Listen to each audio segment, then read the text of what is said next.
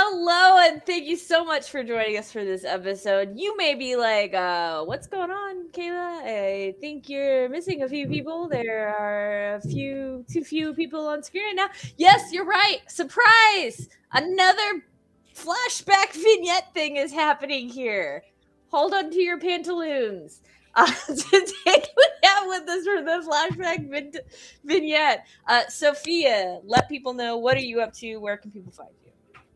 Hi everyone, I'm Sophia Olivia Scott. My pronouns are she, we. You can usually find me on Blue Sky at Nerdy Teddy, and that's where you'll get updated on whatever projects I'm working on. Of course, I'm always working in some capacity with Nerds with Dice, and today I will be playing Maevis, whose pronouns are she, her.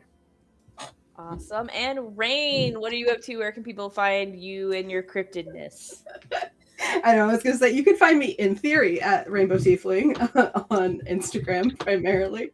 And my pronouns are they, he. Our wondrous director did frantically message me after one of the recordings, like, hey, so you listed your pronouns as they, he, but then you said they, them when you introduced yourself. So I just want to make sure I get it right. Yeah. Do I appreciate the overlay?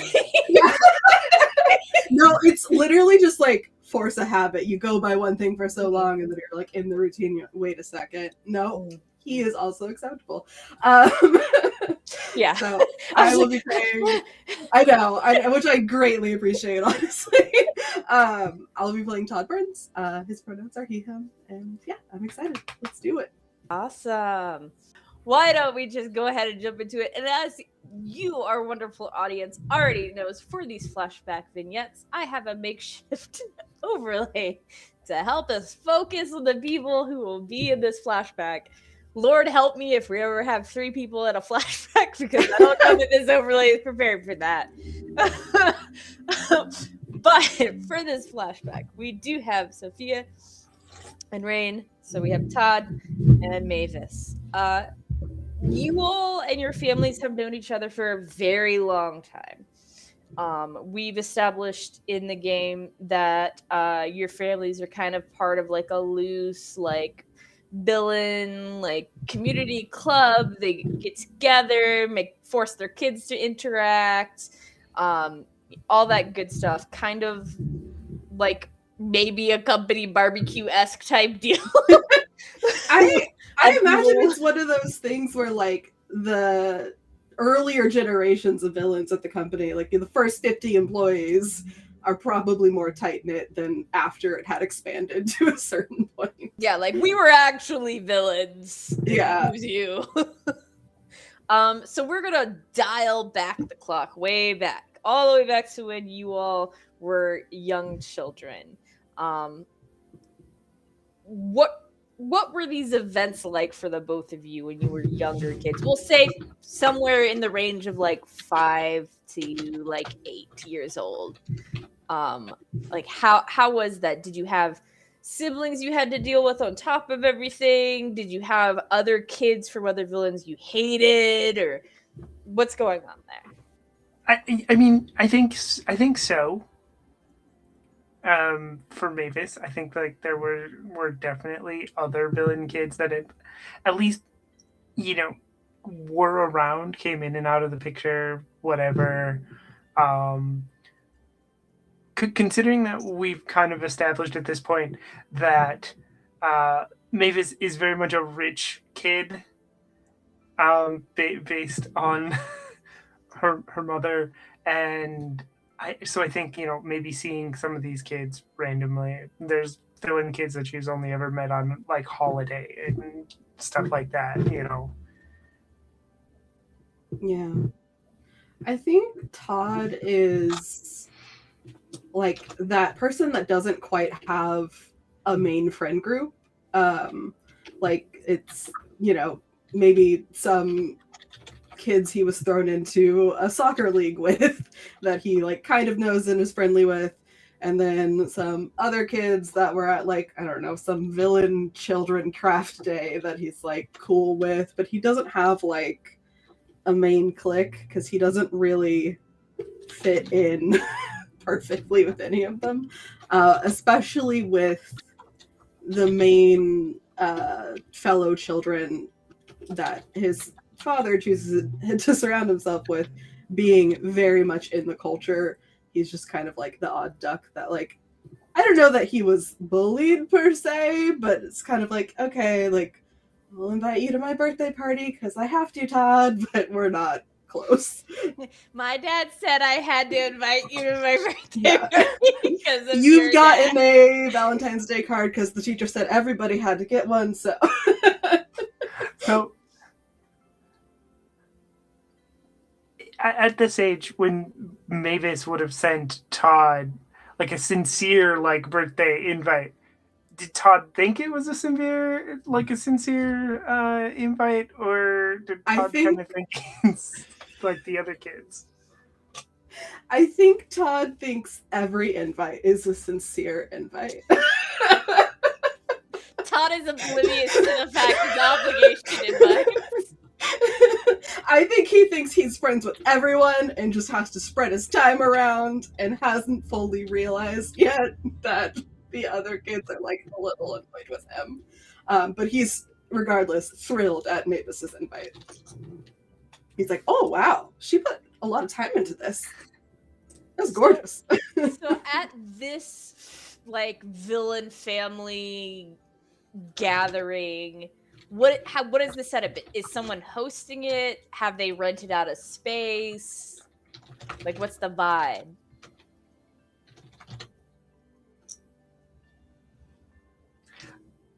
I'm thinking it is either in some elaborate like room for hosting at like her mom's mansion, or they rented out a place.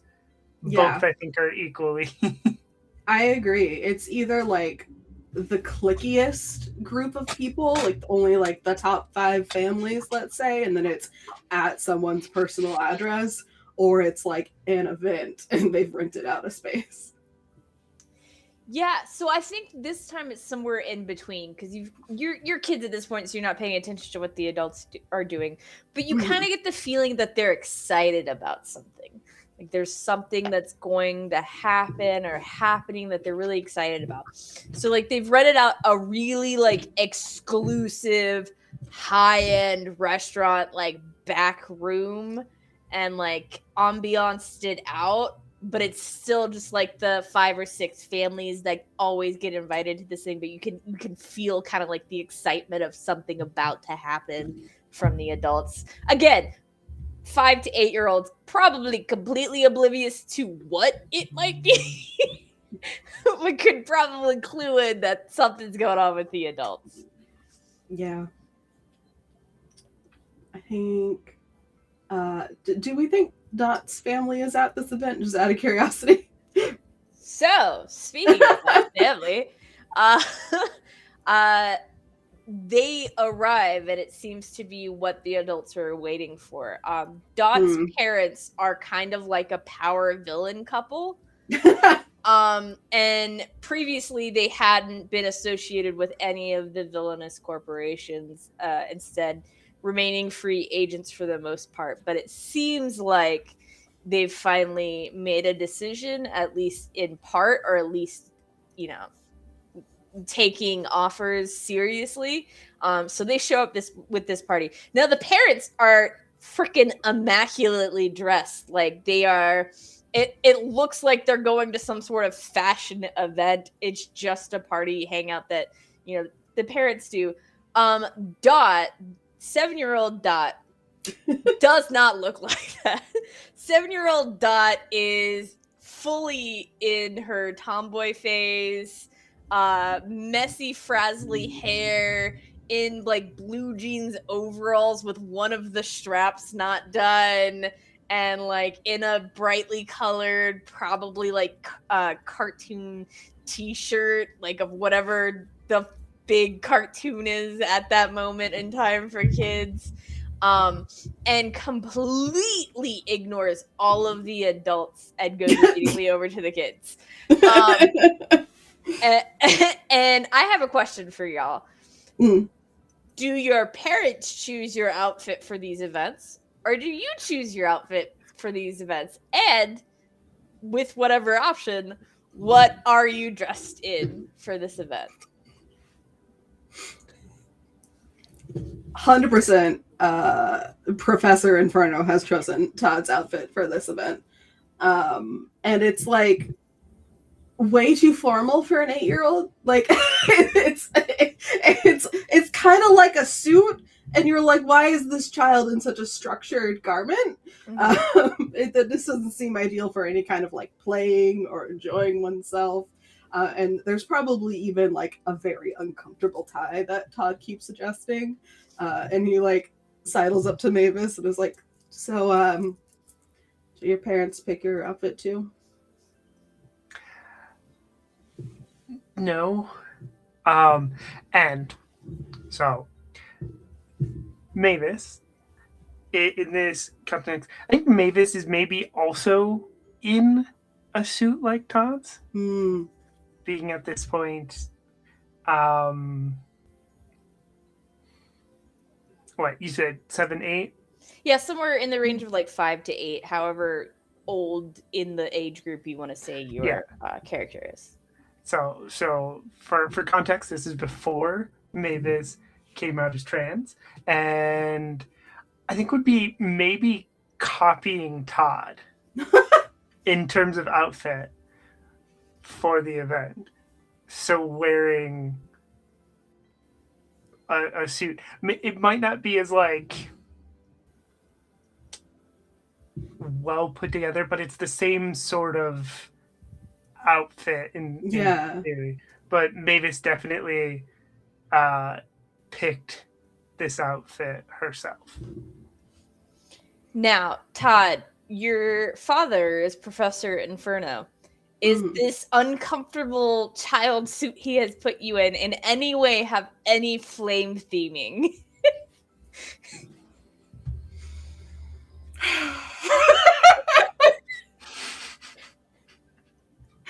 I don't think it does, because I think at this age, Todd's powers have not like expressed themselves yet, and so it's almost like his dad doesn't want to call attention to it. Like, as much as he would like to brand him with like, yes, my son also has flame powers. The fact that I haven't actually he's like, never mind. And Maevis, given your mom's like power set, have they added any kind of like theme elements to it, or have they taken the same stance as Todd's parent, is like, we don't know yet, so we're just gonna like Yeah, it is very much the same exact thing. There isn't any branding with Maevis at this point. Okay. I think Todd is like, I like the color of yours. You said you picked it out? Yeah, I picked it up. Thank you. Now, do your parents show up in full villain outfits? Do they show up in like full like night out outfits, or do they kind of like combo the two? I think Professor Inferno is kind of like a half and half, like maybe everything but the suit jacket, and then instead of a suit jacket, he has the lab coat with the flames on it. And I will say, Todd's mom started the event not there. She's gonna be fashionably late, by which I mean probably at least an hour late. And she would be dressed in like high femme like power suit, like very corporate attorney coded. And what about your parents, Maevis? So Maevis's mom shows up alone. And I think either picked up Maevis from her dad's, or her dad dropped her off at the party and then her mom met her here.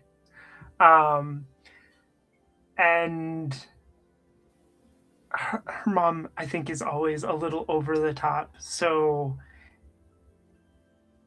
It's probably also a combination, but it's also like super flashy and super fancy,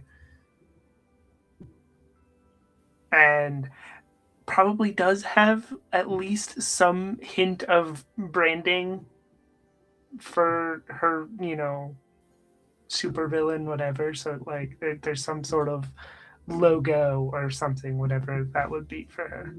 Okay.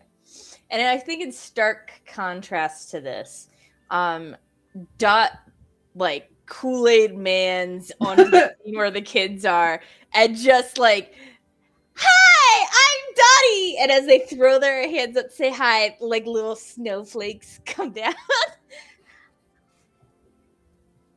You guys want to play? She's so cool. How is she so cool?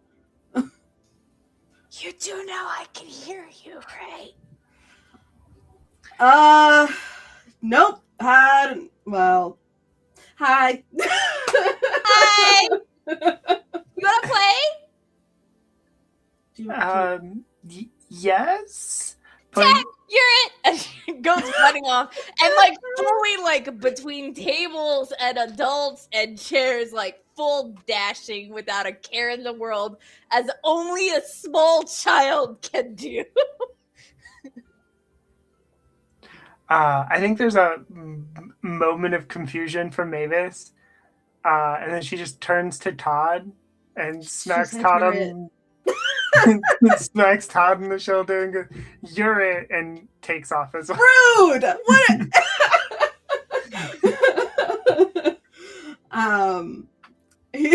Todd is like, wait, but I don't know the rules. Is this like no tag backs? And then he just like starts chasing a random kid. And I think where before it had all been a little stiff for the kids, like everyone didn't know what to do and the parents hadn't given any instructions to the children. They just like put them in an area and ignored them from the other adults. I think Dot has like contagiously outbroken, so now all the kids are like running around and playing tag. And I think at one point, the first time Dot gets tagged, they pull a prank and like freeze in place and change their color with their powers, so it looks like they're actually frozen. And the kid like freaks out, like, "Oh my god, I don't know how to do this!" And then Dottie just kind of like doubles over laughing and tags them back and runs off. Oh wait, so we can do tag backs? I think Maevis is just kind of like a little in awe and shocked that Dot has powers. And I think at some point, once it's kind of cresting where everyone has been having fun playing tag and everyone kind of like naturally stops playing the game, I think Dot comes over to both you, Todd, and Maevis and kind of does like the double arm thing. And I think at this point she's short, so to do that, her feet are like dangling in the air between the two of you. You guys are my new best friends. Really? Yeah. And then she drops to the ground and pulls out like suckers from the little like pouch in the front of her overalls. You guys want some candy? Yes, I'm a child. Did children ever say no to candy? That's also how kids make friends. I think this is a moment where Maevis looks around, like to see where her mother is, and then depending on like if her mother can see her, will take or not, will take the candy. It's okay. I won't tell them if you don't. What? What are we not telling? Immediately unwrapped like two of them and sticks both of them in her mouth.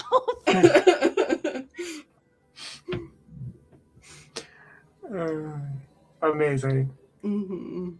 And I think the rest of the event kind of goes in that same area where like the parents ignore the kids because it's not about the kids, it's about them and smooching and like making solidifying their like weird villain, like secret society, upper class thing together. They do deals together and all of this at these events. And I think this time with the kids, instead of being very quiet and scared to be heard, Dottie has just infected you all for the remainder of this event and like comes up with like game after game after game, like the floor is lava, and then jumps on the chair, and all kinds of things, and then I think at some point, as you all have been running around and obviously getting sweaty and a little messed up looking, she goes, "Isn't that so uncomfortable?" and looks at both of you all in suits. Yeah, I can't like really raise my arms all the way, and I don't like this thing on my neck. I don't like it. You can take this off, and like loosens your tie for you. I think at that moment Todd does like look over his shoulder to see if his dad is looking at him and is mad. And it's like a very unsettling moment because Todd, Professor Inferno, has a look of annoyance on his face, but isn't doing anything about it. And it's like when you grow up with a very moody parent, like it's that thing where you're like, oh, I feel like I should be getting in trouble right now, and I'm not. And the fact that I'm not is almost worse. Like what? And I think part of that is Dot and who her parents are has made a little bit of a protective bubble for the kids in this moment, because they don't want to like do anything to aggravate Dot's parents and have them decide not to officially join the group or anything. So it's giving you a little bit of armor, a little bit of leeway that you're not used to having. Yeah, and I think like because of that fear, Todd like doesn't take the tie all the way off, but does let it be a lot looser, and will like take off the suit jacket and put it very nicely over the back of the chair, as opposed to just like tossing it on the ground. Your hair's really pretty. Mavis's hair? Yeah. Dot has like fully ignored, like dealt with the Todd situation, and immediately turned to another kid.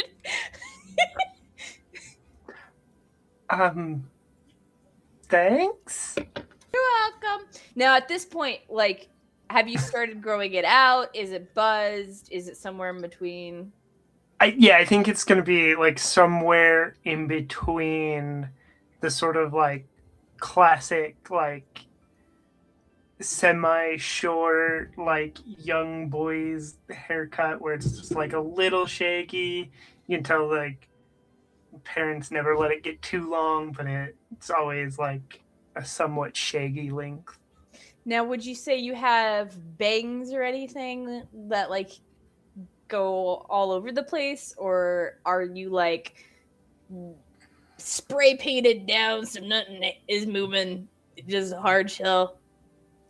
Oh, it is definitely like bangs and stuff all over the place. Yeah.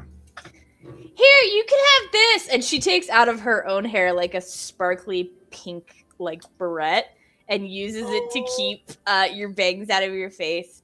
It looks really pretty in your hair.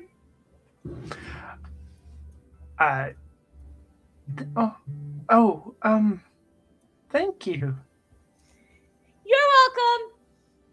Tag, you're it. And because Todd took off his suit jacket, Mavis will also do the same thing and then chase after. I think that's the similar vibe. Like Dot is this strange new force to be reckoned with, and kind of like loosens up the kids more, and some of the parents seem annoyed by it but don't say anything by it. And then we're gonna kind of spin the clock forward to more the like preteen years. So 11, 12, 13. At this point, Dot's family is pretty well established with the group. The group is pretty well established. They're very insular. And I think they've moved these events to like a rotation of people's homes. And on this event, it is being hosted by Dot's parents. So it's in their like their home in the city because they have a few. And it is like full penthouse, like the top 2 or 3 floors of the building are theirs. And the topmost floor where they have kind of like a enclosed glass structure as they're like full walls and ceiling, so you can see the night sky, you can see the city, is where they're hosting the event. And I think Dot is already there.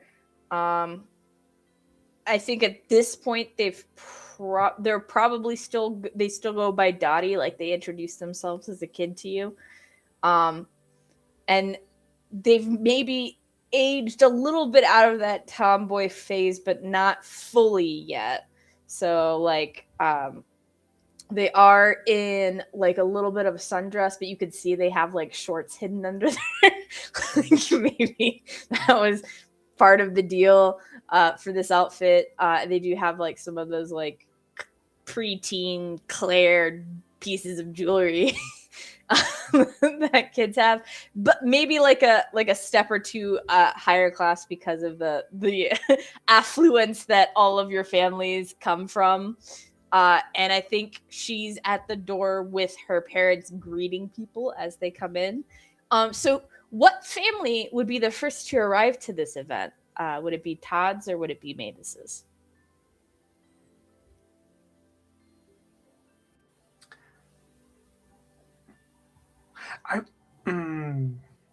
I think it might be Todd's, because I think if this is a party at someone else's house, there's a chance that Mavis's mom has to be fashionably late, Okay. Like... Yeah, I feel like Dad is prompt, so we'll get there like right when the invitation set is. Like it starts at 6 p.m. We are there at 6 p.m. He counts to 30 and then rings the doorbell. Right. And they greet you. Dot's like, Todd, hi, and a little bit more docile than she was as we had just seen her at that age, but still like not hiding that she's excited that you're there. Still very like energetic and a little bit bubbly, like very opposite of what you would assume with her power set. Yeah. I think Todd gives her a hug. He's like, "Hey, it's good to see you." Hey, good to see you're not in a suit. And she looks at you. Todd looks down at his outfit, which is still a button-up shirt and like tucked into his pants. He's like, "We do what we can." I got the latest game you were talking about. I set it up in the den. I figure that's where most of the kids are going to end up while, the parents do the boring talking stuff. Probably, yeah. Oh, gosh. I can't believe you remembered that. I feel like I told you a while back. That's cool. Yeah. And I do have a question. Yeah. So you said I told you a while back. So you don't hang out with Dot much at this point outside of the family events. I think that they do, but it's like maybe like once a week to once every other week, just depending on how busy everyone is. So it's like maybe we had this conversation like 3 weeks ago, and he's like, "Oh, you got the game? Oh, that's cool." Oh, so the soda's it should be cold in the den too. Hell yeah. He like runs to the den. I think if we had like a third camera to like pan over to the parents, there's this like gossipy like vibe between them. They're kind of like looking at Todd and Dot, and they're like already plotting, but I assume at this point, as preteens, we're completely oblivious to that fact. 10,000%. Not quite as oblivious as you were when you were 8, but yeah, still oblivious. It's like when like best friends are like, oh no, we're gonna have children at the same time, and then our children will get married, and like I think that's the vibe at this point, or at least if they ever caught whiff of it, Todd and Dottie at this point would be like, ah, so funny. Like, we're best friends, and our kids are gonna be best friends, and yeah. their kids are gonna be best friends. Mavis, you said fashionably late. What does that mean to your mother for these events? I think it is. It's like maybe 10 minutes. It is about getting there and not necessarily being the last one there, but getting there sort of at a time when all eyes are going to be on her arriving, because like no one else is there, kind of thing. It's very much about getting attention and like, you know, being sort of flashy and having eyes on her. Yeah, so I think at this point the parents have probably moved with most of the guests into the like living room. It's a very open concept, so that they can clearly see the entryway and things. There's probably like canapes and drinks and stuff going around.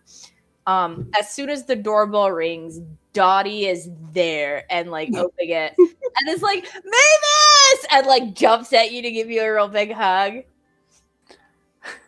Yeah, Mavis will obviously hug Dot back. And I think like for Mavis, this is much different. Mavis has been out for like a few months at this point in a sundress that her mother picked out for her. It's clearly very new as well. Like her mother just got it for her. And another contrast too is there like, rather than like her mother being there, like them coming separately, this is very much her mother made a point of the two of them arriving together. And yeah, it is now much more involved in Mavis's life. Mavis, come on, and like ignores your mom except for like a quick wave and drags you into the den, but like ignores the kids that are there and takes you over to one side where there's like bar top tables where you could just see an array of makeup that is clearly recently purchased. She's like, sit here. I think you look pretty with sparkles. I got so many sparkles. I went shopping yesterday. And just like starts adding sparkles and doing your makeup and kind of having like your own little like girl time, ignoring the fact that she has a den full of guests. I think Todd is like fully already gaming at this point, and like let's say it's like a racing game with some other kids in the den, and he's like, "Oh, Mavis is here, Mavis! I fell off the track. It's fine." And he like goes to hang out with you and Tommy. Like, oh my gosh, I love the dress. It's so pretty. Oh, thank you. And I do think, like, as for like the makeup thing, I think maybe this isn't the first time for Mavis and Dot doing this. I think they have been hanging out, especially lately, nearly every day. And so this like buying brand new makeup and then like doing Mavis's makeup is not the first time. This has become sort of almost a routine that they do. Yeah, like kind of still in that phase where you're trying to figure out what you like makeup wise, which will obviously change because you're a preteen. And preteens make terrible makeup decisions. So Dottie has like gone full bore into like buying every kind of makeup she could think of. Like she probably has an entire like shelf of like fingernail polishes, like trying to find your color. I think conspiratorially she's trying to talk you into dyeing your hair with her once or twice. It hasn't quite managed to convince you yet.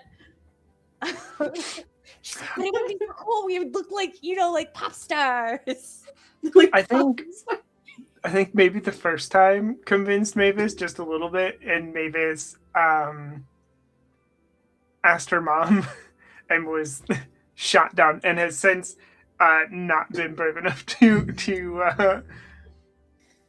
be convinced since. And I will say, on the exact opposite side, Dottie has like streaks of like rainbow in her hair, like multiple colors. Like her parents might not like it, but she has ignored everything they said, and like she has those like very early 2000s like streaks of colors in her hair.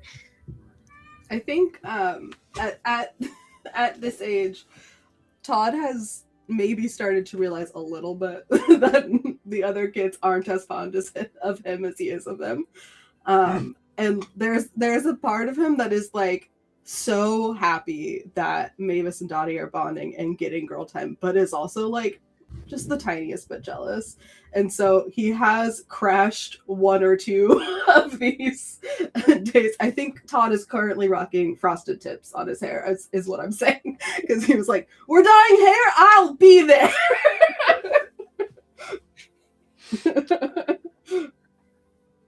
Yeah, I will say that, like, even though, like, they're not hanging out as often, I think Mavis makes a point of inviting Todd every time, even if Todd can't make it every time. Like, oh, we're hanging out. Todd, you've got to be there too. And I think Mavis, like once Dottie has finished with your makeup, you both start like doing nail polish, like in typical preteen fashion, as poorly as possible, with as bad decisions as makeup has been made. And I think you look over and you see Dottie kind of like trying something out, and it almost looks like she's trying to do like nail art, but like flames on her nails. It's not working out at all. Is that like a sunset? Is that you know what? It just takes like the darkest red and just goes over it. I thought it'd be a little scary. It's cool. I like it. Do you want to get your nails painted?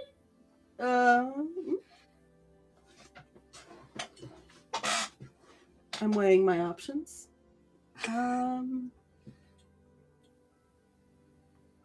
Sure. I think Todd internally is like, how much trouble might this get me in? I don't care. And I think she just sparkly black nail polish. Hell yeah. If I may, I think that Mavis takes one hand and does the other in like a sparkly blue.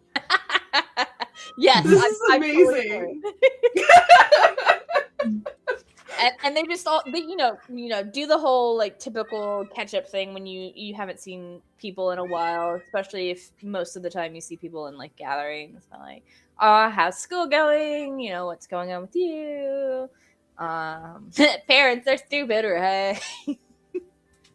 I have news. And like we're already kind of tucked in a corner, but Todd goes like a couple more inches into the corner. I haven't told my dad yet because I think that he'll be maybe too excited about it. But look, and he like produces a little tiny flame on the tip of his finger, and then quickly snuffs it out so that nobody else can see it. Oh my God, Todd, that's so great! You've been waiting for so long. Yeah, I Mavis know. Will full throw arms around your neck and give you a big hug. Thank you. I am excited. I don't want it to be like you remember when my dad enrolled me in karate and then I got the first belt that Rain doesn't know, but Todd totally does, like really fast, and then he like had me in karate 6 days a week. I'm worried it's gonna be a little bit like that if I show my dad that I have powers now. Screw him! And mid saying screw him, Dottie is off her stool and disappears for a second, and then comes back huddled over something until she gets to the table you guys were at and puts down 3 clearly like plastic cups and pulls out like an open thing of champagne she stole from the inside. We're like 12! We're like 12 with rich parents! And like pours a little bit of like it's not quite flat champagne yet, but it's headed that way. It's been open for a while into the 3 cups and like hands one to each of you and lifts one up to Toddy. Cheers. And like clearly makes a face when they drink it. Like yeah, I think Todd takes a very small sip and then is like, would you be offended if I put this down the sink? No, my parents made a horrible decision. I think Mavis doesn't think about it and like takes a big drink or maybe slams the whole thing and then regrets that immediately. Oh no, Mavis, are you okay? Are you gonna Todd like pats your back? That was horrible. Yeah, I don't know why adults like this stuff. It's really and, like, weird. Immediately foists the rest of the open bottle onto one of the older villain kids who's like stoked for it. They can take the fall. It's fine. I think at this point Mavis is maybe a little like clearly a little nervous and goes, "Can I show you something?" Yeah. So yesterday my mom made me sign the contract. So, and Mavis will hold up her hand and pull the sword from the air. I don't think this time she does the full transformation, but like pulls the sword from the air and goes, "Yeah, I guess I start training tomorrow." Well, damn, I could have had you like cut the bottle in half or something. Hey, get that back here.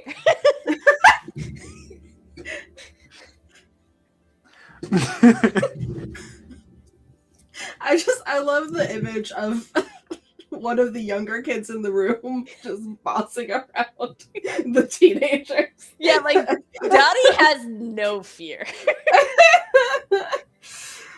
Are you excited, Mavis? Mixed feelings.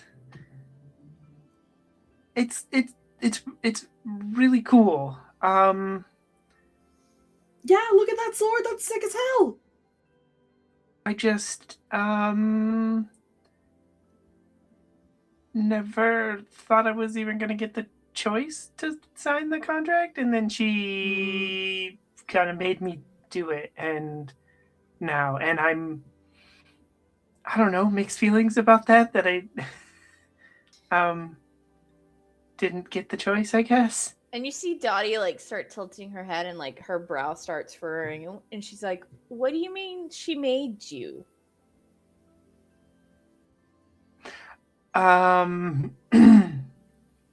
So she has, ever since I came out, she has this whole idea, this whole plan in her head that we're going to do this whole mother villain team up thing. And it's part of her plan. So she sat me down and summoned the demon thing that gave her powers, and gave me a choice. I could either go back to living with my dad, or I signed the contract. And I think you see something click in Dottie's brain. You don't know quite what, but you can see that like moment of something like clicking for her. So,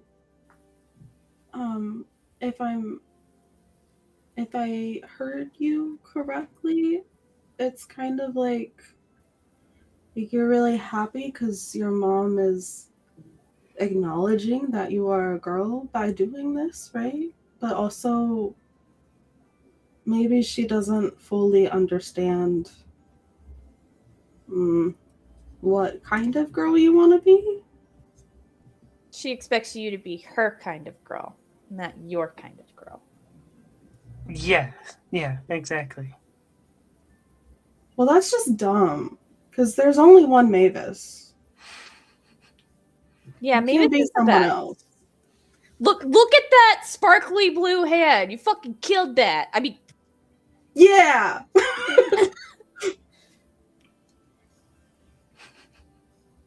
Thank you, guys. I will like pull them into a group hug. Dottie will hug you both back like way too strongly, and then like has immediately made a decision that this mood needs to change, so will hop off the bar stool and like turn on whatever preteen poppy music bullshit is big right now, and like probably a little too loud, but the parents, you just see one of them come by and like close the door to the den instead of saying anything, and like drags you both into like an impromptu dance, and then like some of the other kids start joining in too. Screw our parents, we're awesome. I have a question. Yeah. Is the den carpeted? Yeah, you know what? This feels like probably carpeted, and also has one of those weird like drop down step downs where like the couch and the TV and the game area is. Somewhere in the excitement of dancing and like static electricity gathering between the socks and the carpet,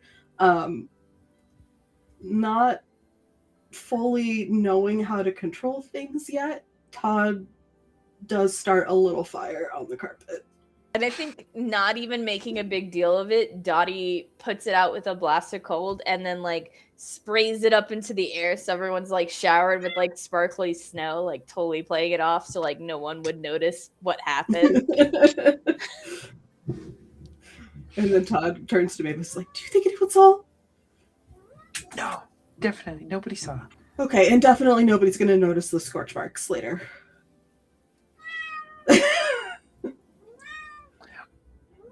We'll lie and say we were playing with magic. Excellent. I like this plan. I like that playing with matches is preferable to telling a parent you have fire powers.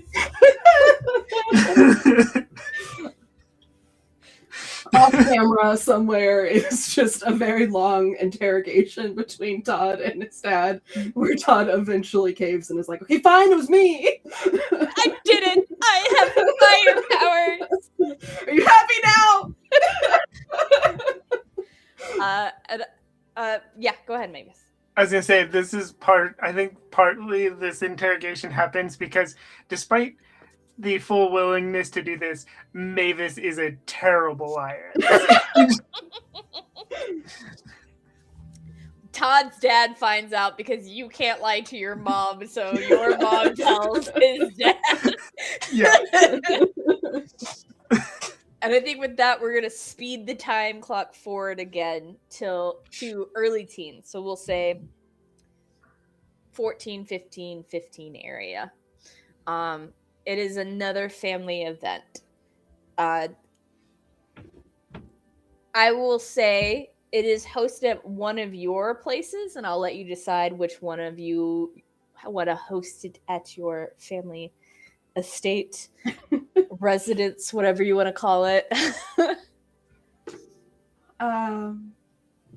If Mavis's parents want to host. Yeah, I think that makes sense. I think it being at her mother's Okay. makes sense. So we've jumped forward a couple years, somewhere between 3 and 5 years. In that time period, right, how has the relationship or friendship between Todd, Mavis, and Dot evolved? I think, and feel free to correct or, but I think there are expectations placed on both Todd and Mavis that they've maybe bonded a little bit closer over, and are still really close to Dottie, and like definitely get different things out of that friendship, but at a certain point it's like you just don't get it. Like there are pressures that I can't fight against like you do, and I wish that I could tell my dad no, but that's just not how it works. So there's started to be just like the tiniest bit of distance between Todd and Dottie in particular. Yeah, I do like that. I think like at this point we're really seeing the Dottie, Mavis best friends, sleepovers, shopping trips, pamper trips, all kinds of things. Yeah, best, the friend bracelets, all of it, and I think Mavis is desperately also trying to keep the three of them together as like a group of friends. Mm-hmm. So I think, Todd, you have already established that Professor Inferno arrives exactly on time. Yes. So I think you're probably the first one to arrive to Mavis's residence for the party. What do they see, Mavis, as Professor Inferno and Todd arrive? 5, 4, 3, 2, ding dong.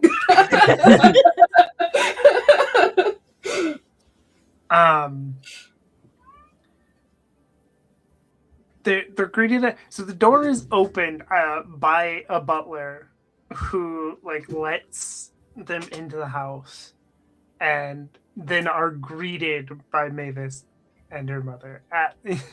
But like, there's a butler to let them in, and then everything from there is like is over top in that like really fancy way. Like there's waiters walking around with hors d'oeuvres and all kinds of stuff like that. There might even be like a small band like live playing in the corner because her mom has to make a show of everything.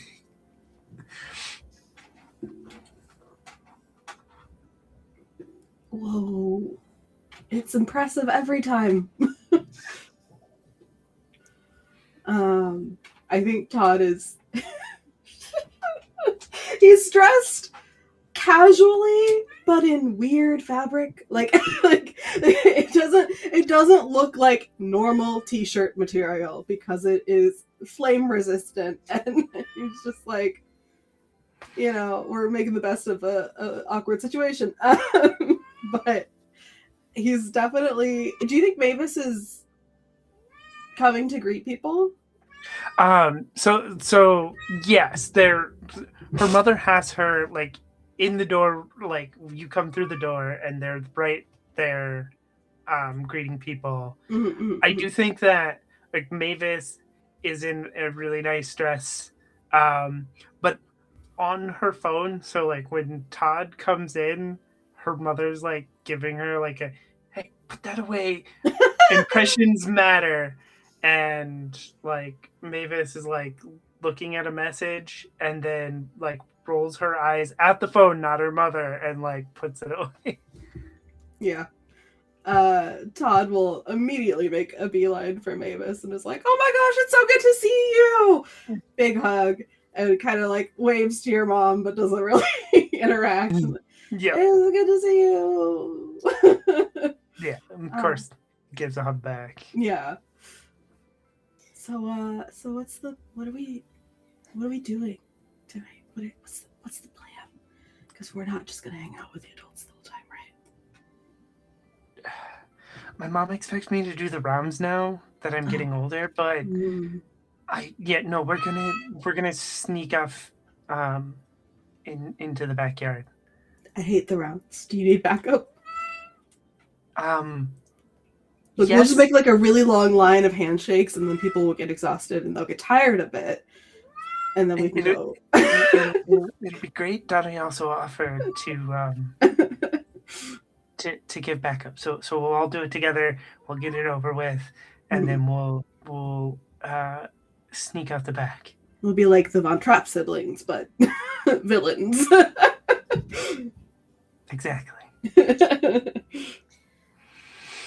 So I think at this point, probably a few other parents have filtered through, and Dot and their parents do arrive. At this point, Dottie is no longer going by Dottie. That's childhood bullshit. They're going by Dot, which is so much more mature than Dottie, considering their name is Dorothy. But they've kind of started ramping up into their rebellious phase, pushing back on their parents. They come showing up like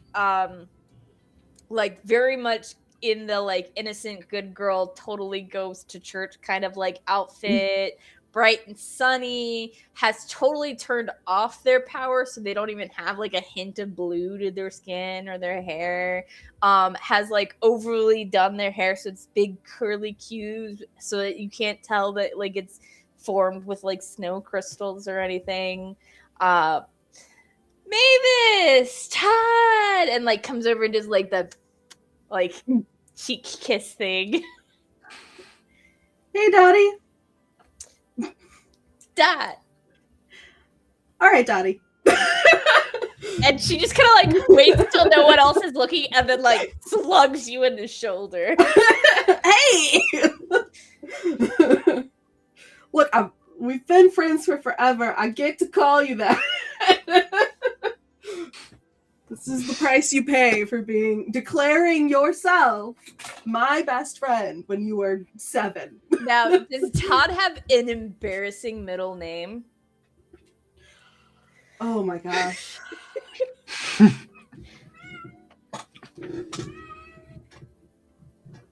Yes. And well, depending on your definition of embarrassing, but for him, yes. It is Dana. All right, Todd Dana Burns. Mavis trying not to laugh. You see what I have to put up with? He just like elbows you again real hard in the ribs. And like extricates herself to like go over to Mavis and like loop arms.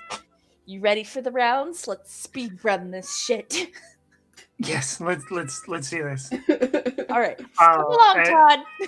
Yeah, Mavis will like grab Todd and like link arms with Todd, so like the three of Mavis is making Todd do like, so they all Yeah, I'm gonna do it for you, Mavis. Just like look at how pristine her hair is today. But how much hairspray is in that? Do you think it'll go up in flames if I like step on the carpet wrong?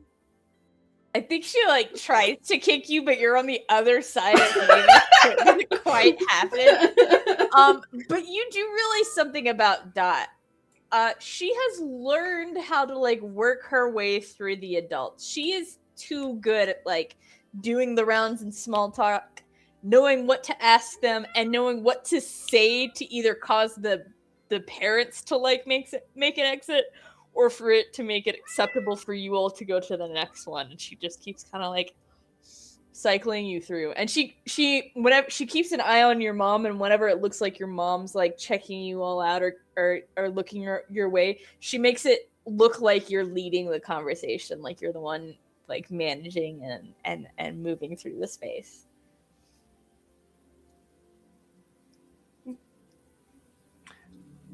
Amazing. Can we say Todd's mom is the last person through the greeting line? She gets there late and is like, hi, oh, hi, honey. And like, sorry, big merger today. You know how it is. And just keeps walking. Mrs. Burns, like, getting that dough. Todd fully glares at Todd. Like, really? Work. Don't encourage her. I'll see you later, Mom. I think like once like they've done the rounds, Maevis like looks to like make sure her mom's like fully like engrossed in conversation with someone, and then we'll pull them into the kitchen. Dot immediately goes for whatever alcohol is out for the adults. Yep, I was gonna say. Maevis. Yeah, I was gonna say Maevis is like grabbing a bottle of something that's like set out, not so concerned about like what it is, but just like grabbing something and then pulling them out the back door into the backyard. I think as she gets pulled out to the backyard, she just take a swig from whatever bottle she grabbed. She goes, your mom has better taste than Todd's and my parents. She would love to hear you tell her that. Yeah, I'll be sure to do that once I hit 21. Yeah.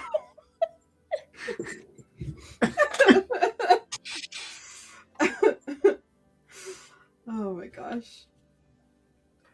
And then I think like as they're like going to wherever like spot they like hide out in Maevis's backyard doing these things, Maevis like pulls out her phone again and like checks the screen and he goes, "Oh God, he won't leave me alone."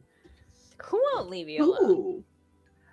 I don't actually remember his name, and it's been a couple weeks, but it's the one that didn't get injured, which I think is Excavator.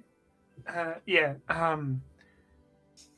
What does he call himself? Excavator? The hero boy, the junkyard one. Oh, Stan. You know, his sibling's kind of cute. We could totally double date. Oh my God, we should do that. Is he bugging you? You seemed annoyed. Oh, yes. Well. Do I need to beat someone up? I'll do it, Maevis. You'll know I'll do it for you. Todd, it would be entertaining to see you beat him up. But no, I mean, yes, he's annoying. He just... No. Todd, I do not want to date him. I could make it happen. I am 100% sure you could. I guess this is as good of a day as any. You know I'm gay, right? And you see like you see this like buildup of a squeal happening in Dot. And she goes, I have so many numbers for you. I feel the need to say that I would still beat up any future partners of yours if they treat you poorly, gender aside. Thank you, Todd. We know how to make them disappear. Like high fives, Todd. It's the one thing we've bonded over. Yeah. Recently. Yeah, and Mavis is is both concerned and excited at the prospect of there being a lot of numbers for her. Oh my god. Speed dating. We can set up a speed dating event. Not everybody is like super interested in dating, okay?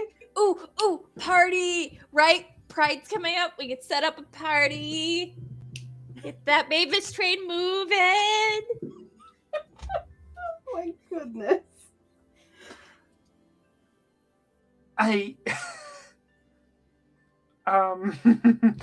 Yeah. I would love to.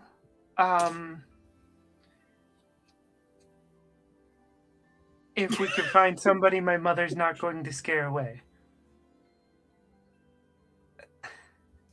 I mean, sometimes the secret is like the best part. Yeah. You know what? You're right. That's totally not a terrifying prospect, trying to keep the secrets away from my mother. Ooh, yeah, you're pretty bad at it. And like flashes back. I like that the issue is that Mavis is not good at keeping secrets, not the secret part. Flashes back to Mavis not being able to not tell their mom that Todd's powers kicked off. She tried so hard. I believe you. Yeah. You know, we're here for you, whatever you want to do. But I will beat up your mom. I might be in kitten heels, but I will kick the crap out of that woman.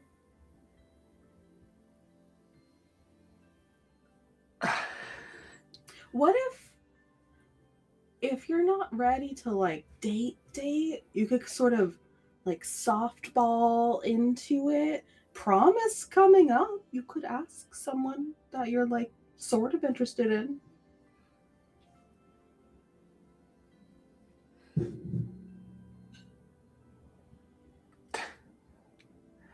Okay. We can work on that.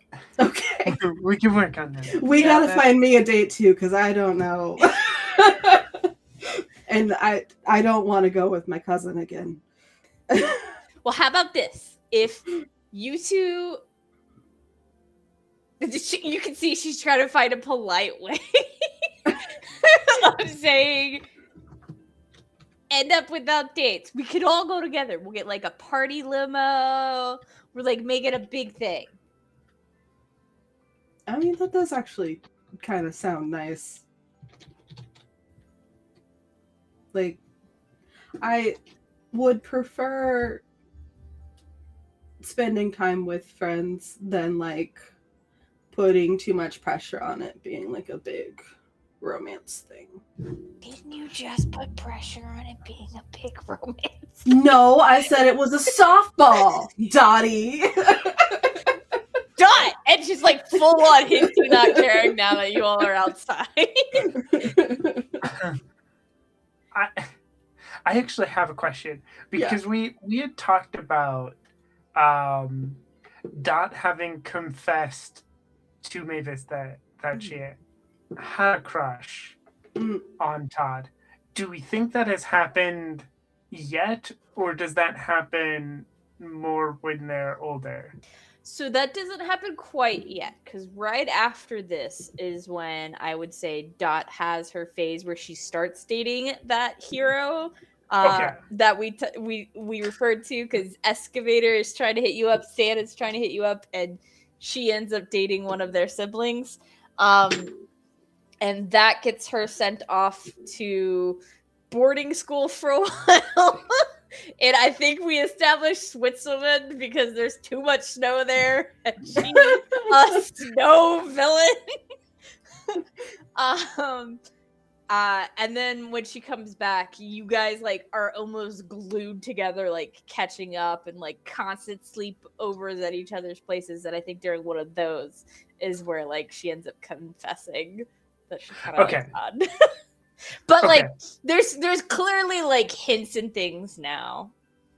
Yeah, this is just for like me, Sophia, just being like, what kind of like look is Mavis giving Dot right now?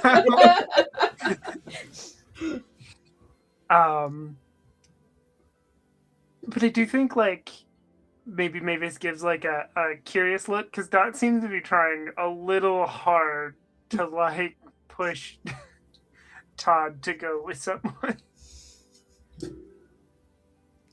Well, you know how my dad is with like appearances, so I can't go alone. Although I would argue, not that I would say this to his face, but I would argue that going with your cousin is worse than going alone. I think Dot has automatically gone into problem solver mode, and so like alternates between Todd and Mavis and like showing pictures from like I think Facebook probably of classmates. Be like, what about her? And then like going to Mavis, what about her? What about her? What about her?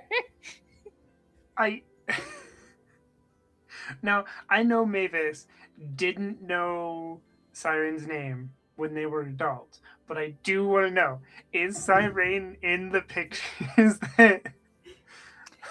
I don't know. Roll me a d20 luck check to see if maybe Siren went to school or one of the schools around the area. Ooh, that's a deal. Yeah, no, not in there. You do see a guy Medusa in there, but you do not see anyone that looks like a younger version of Siren. Okay. What about this one? This one, I know this one's gay. They've hit on me.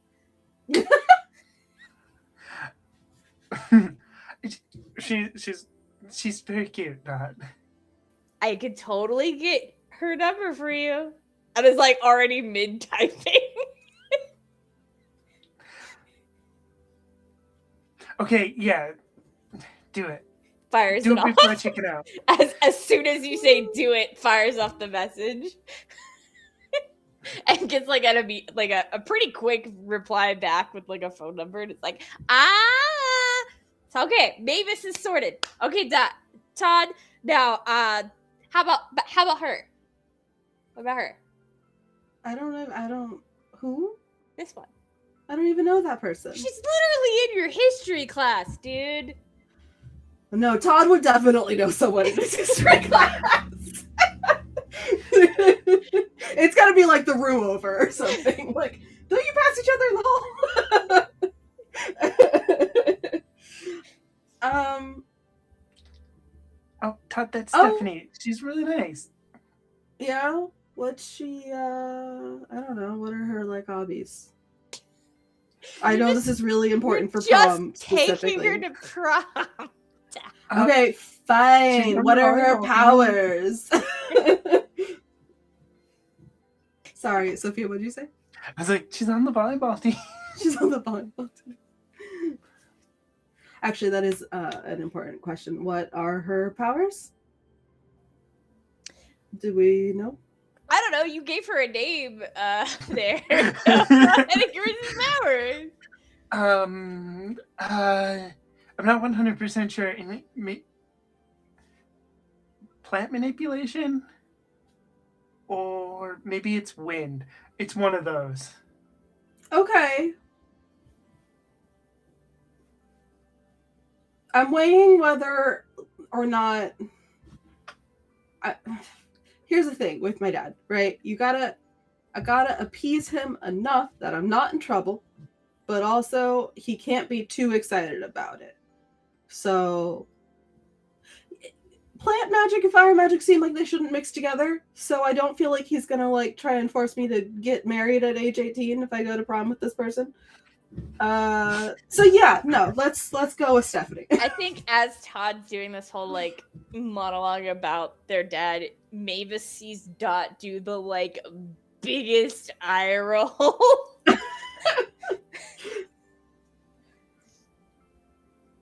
Okay, I will send them a message.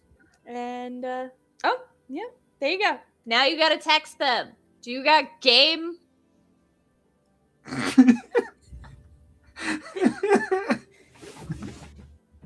Text in the corner where Dot can't see. Hi, Stephanie. It's Todd. I think Dot gave me your number. Do Dot you want to go to prom? leans over to Maevis and goes, "He does not have game." You don't have to say yes if you don't want to.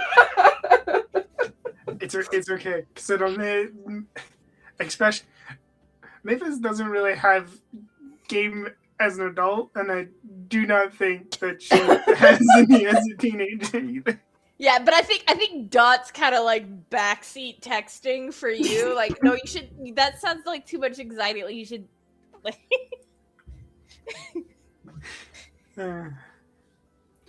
That's perfect. like it's okay to just ask a question and not give all these like explainer things.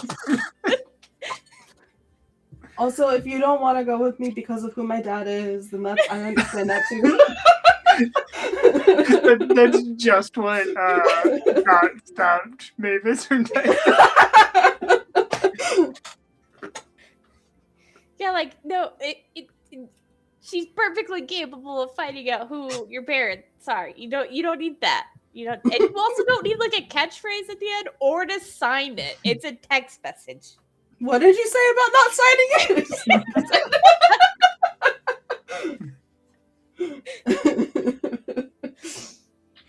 So I will then ask, since we brought it up, did Todd and Maevis get dates to the prom?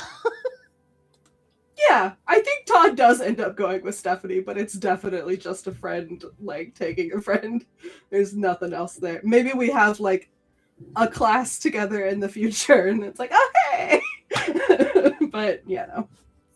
We have a good time, but it's nothing serious.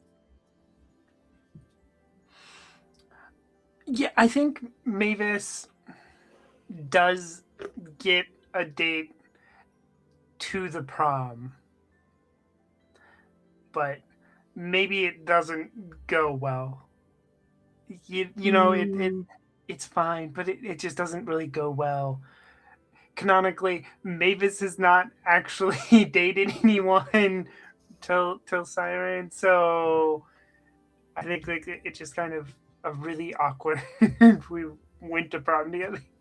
And I think Dot uses prom to like launch them dating the hero that they end up dating. So they like show up to prom wherever you guys had arranged to meet before heading in with, I want to say that I said a long time ago that they dated Wrecking Ball, who you broke the legs off. Yes, it was definitely Wrecking Ball, because I remember that. I remember that being like the statement when his so they show up with Wrecking Ball, who is non-binary, and whose actual name is Harper. They show up like full like power couple prom king mode with Harper, and like meets you all at the meetup spot. It's like, hi, Maevis, mwah, mwah, Todd. Question. Yeah. Do they actually win prom king and queen? I don't know. Do you guys want them to win prom king and queen? Because if they do, Todd's definitely in a corner venting to Mavis, but he doesn't even go here. But I think for the plot, they have to win prom king and queen. He literally doesn't even go here. How did he win? Mavis? Is Dot just that charismatic? Do you actually want to know? No, I know she's that charismatic. Yeah, but that's not why they won prom king and queen. Okay. Why? Do you actually want to know why? I'm calm. I want to know. Dot stole the election. Literally.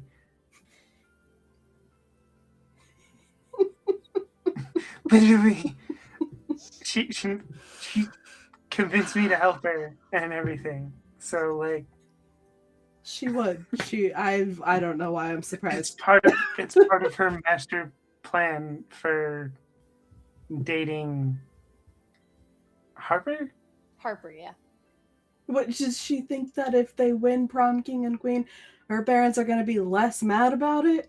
No, I think she thinks they'll be more mad about it. I think that's the point. She's purposely trying to call attention to the thing that her parents are going to be mad. What a life she must live. I don't understand. And I think maybe you know that she purposely wanted to win king and queen because the newspaper does like a couple photo in the local newspaper about it, and there's tons of photos that go online about like the couple's dads and like the prom king and queen and the court in general, and she's definitely using this to just continuously drive that knife into her parents' back about the fact that she's dating not just a hero kid, but the hero kid of the like dynamic duo hero power couple of like the city.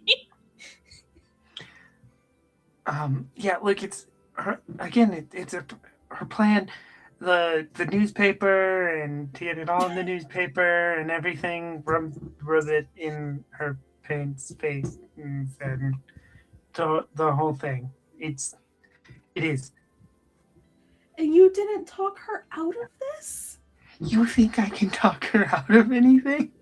That's so fair, actually. I don't think anyone can talk her out of anything, ever. Look, Yeah. besides, there is the promise, so that when we are dealing with our parents, we said we'd always back each other up, and when she decides to actively rebel against her parents, she invokes it every time, and I I help every time. I cave so fast. I mean, I guess a pinky promise that you make when you're like 10 still holds when you're like 16.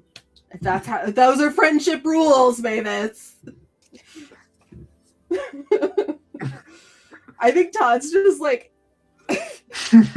there's like little flames coming out of like the shoulders of his suit, like having a mini meltdown about it. And I think whether or not Todd and Mavis have noticed over the years, when you all were that 10 and made pinky promises to like always back each other up with your parents, I think you all also made like little like twine pinky rings together, and I think you like it's like a red string and a blue string. And Mavis, what would you say would be like a color that would represent like your powers or what you were doing at that time?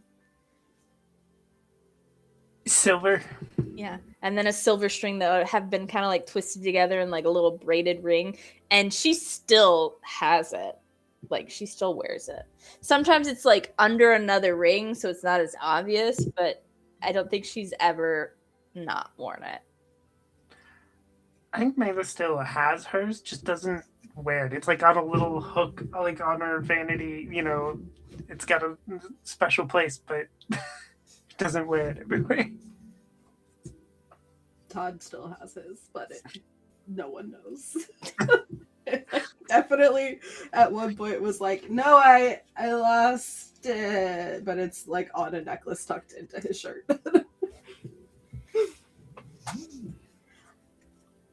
And sorry, go ahead. No, go ahead. I was just saying, look, I you know I love her. I love Dot, but I'm jealous. You know what? That's what it is. I'm just jealous because her life seems so much better, and I wish that I could not do what my dad tells me to do all the time, but he's very scary. I understand. I know you do. I'm sorry. I've vented to you about this like a million times. It is more than fine. Dot has always been, my mother would call her spirited. Yeah. And less scared of her parents than we are of ours. I don't.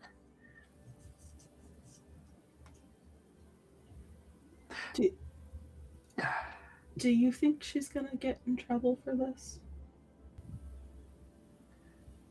Probably. I have no idea how her parents are gonna react, though. Okay. But, like, what's the worst thing they can do to her? I don't know. Make it so she can't see us anymore? There's actually like a look like where you realize like Maevis hadn't considered that this was something they could do, and she's like, "Do you think they'd actually do that?" No, there's no way.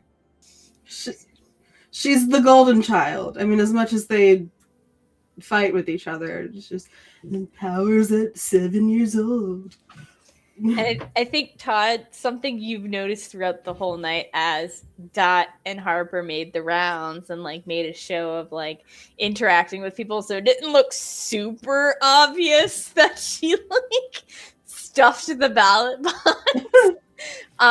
But you do notice Harper keeps doing like finger guns to people. It's like, hey. Maevis. Forget about Dot for a second. I need you to be so for real with me right now. Are finger guns still cool? Because, like, I know I do them a lot, but seeing him do them, I don't know if they're cool anymore. I think I'm gonna switch to high fives. High five, Maevis! Oh, this is the time. Mavis is just gonna go with it. Just yeah. High five. So I think after prom, a blow up does happen, and Dot does get grounded from seeing like anyone like existing outside of the home for like a month. And I think after that, she still keeps seeing Harper, and it's like another 4 or 5 months of like this very open, very public kind of like fight between her and her parents, of like her going to these like hero events and like showing up in public with Harper and like laughing outside a restaurant and like going to like a puppy kitten adoption thing and like all kinds of stuff. And then she gets shipped off to that boarding school. And I think she sneaks out at night to go to your backyard, Maevis, because that's where you guys like always like go and hang out. Like you and Todd and Dot. And I think she like sneaks out to go to your backyard and like kind of has texted both you and Todd to like meet up in the backyard. Okay. Yeah, I was gonna say too, I think during that like first initial like month, I think there was, when Mavis was feeling particularly brave, would have used her powers to sneak out and run along rooftops as magical girls are wont to do and like sneak into Dot's room that way. Yeah, and you totally like did that whole like under the covers with the flashlight and like not sneaky thing where you kind of had like girl talk and like a little bit of a sleepover. She tried to convince you to stay over, but you were like, no, like I can't get caught. I have to get back home. Yeah. But yeah, so they meet in the backyard. I think Todd comes like just barreling into the backyard and like hugs Dot so hard it's almost a tackle. He's like, "You are so dumb. I love you so much." Okay, Todd, don't clean up burns. You can put me down now. But yeah, so Dot does call you by your full name, Todd. It's like, put me down. Yeah, sorry. I just look. It's been so long. I missed you. I missed you Dumbass. too, jerk, and like punches you in the arm. So do you get to come back? Yeah, are your parents done with this whole boarding school nonsense? Nope. I fly out in the morning. Oh. Cool. Yeah, and I mean they've taken away my phone, and I guess I could do mail. That's a thing, right? That people can still do. Yeah, mail's a thing that people still do. It's just really hard to be the Three Musketeers when one of your members is missing. I think like Maevis like the holds up like this notebook that we've seen a battered version of in the future and goes we could try to run away, we could get away. And like on the front of the notebook you say Maevis's plans to get away from our parents. And I think because we talked about this in one of our episodes too, Maevis and Dot have been like plotting the escape of all three of you from your parents for a long time. And I mean like probably the beginning pages of this book are like the 6-7-year-old like drawings of like what the escape plan would look like. It is like a stick figure jumping out of a window and like grabbing a rope to a helicopter, and then it gets like more and more like actual planning as you all have aged up. I don't know if that's gonna work now, at least until they cool off. I'm pretty sure my parents would like nuke the city. That's some real villain shit. What part of supervillains don't you get, Todd? I've clearly been very bad at it our whole lives. I think like when Dot says this is when Maevis like starts crying. Oh, Well, maybe don't cry. I'll be back. They can't keep the Three Musketeers down. Todd, get in here. okay.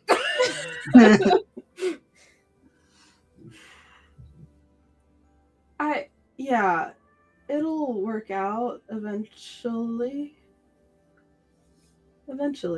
They can only keep me away till I'm 18.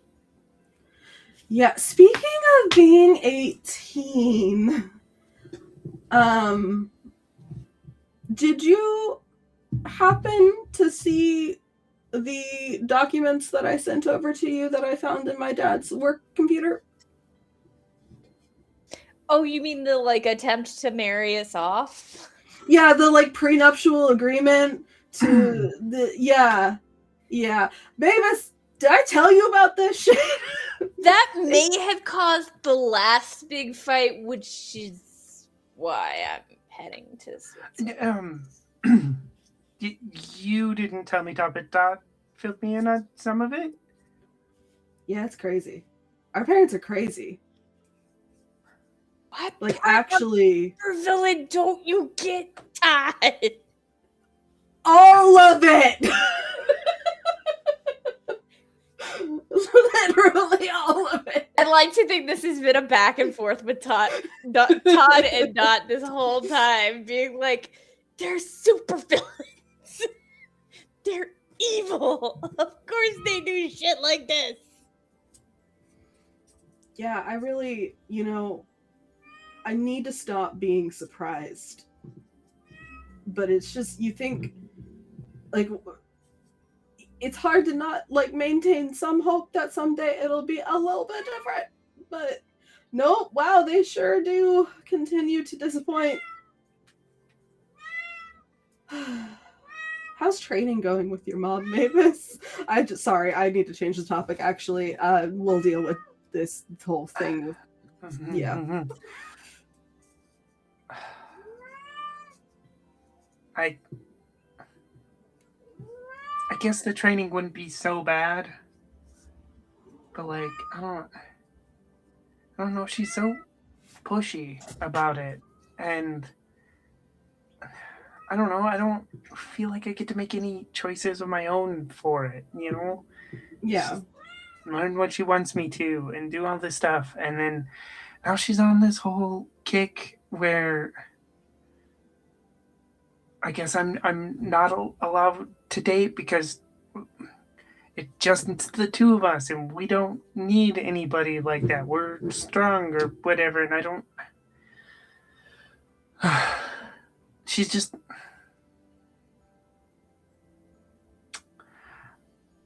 On my case. It feels so weird because, like, I don't know. When I made, all I wanted her to do was care and pay attention to me, and now she won't leave me alone, and I don't know what to do with that.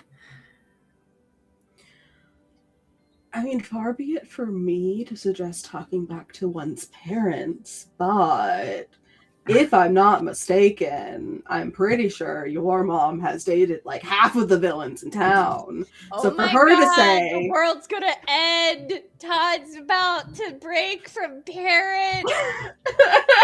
for her to say that you don't need anyone is really rich, is all I'm saying. Yeah.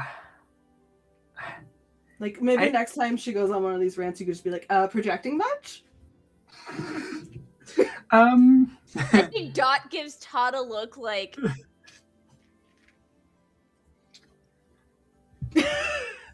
Okay, Todd, let's make a pact.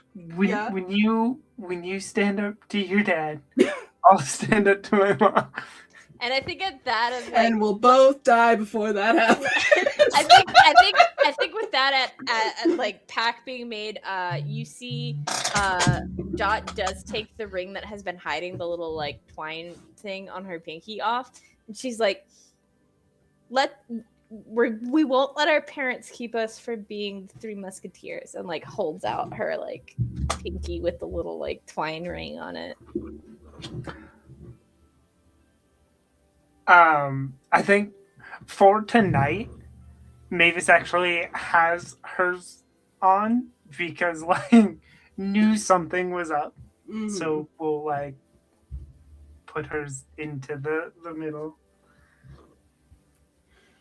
Hang on. Todd usually pulls it out. I think she punches you because you totally lied at that one point about losing it. Okay, I didn't lose it at camp, okay? And like starts this like awkward 3-way pinky prop. It's like a recycling sign. Yeah, we won't let our parents keep us from being the Three Musketeers. You know, we'll always be friends, and I'll make it back. I promise, and I'll get us out from under our parents. Deal. Yeah. And then I think at that the like light, the kitchen light on your mom's house like turns on, and Dot kind of freaks out, gives you a big hug real quick, Todd, and then turns and gives you a big hug, Mavis, and then whispers in your ear, I left a bunch of makeup and stuff for you, and also a list of really cool move ideas I think fit you more than the ones your mom's trying to make you do. And then like goes running through the bush.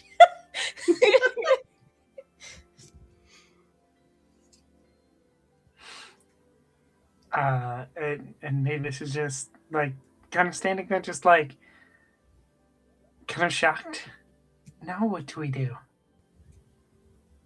I can cause a distraction if you need help getting back inside without your mom noticing. Mavis, Mavis, are you out there? It's too late. I'll be fine. Honestly, she might be pleased that I actually snuck out of the house. She'll be more mad that she caught me, I think. Mavis, darling, you have to avoid the motion sensors. Yeah, Mavis, jump on, piggyback ride. Let's go get some milkshakes. Just hightail it out. She can't catch you for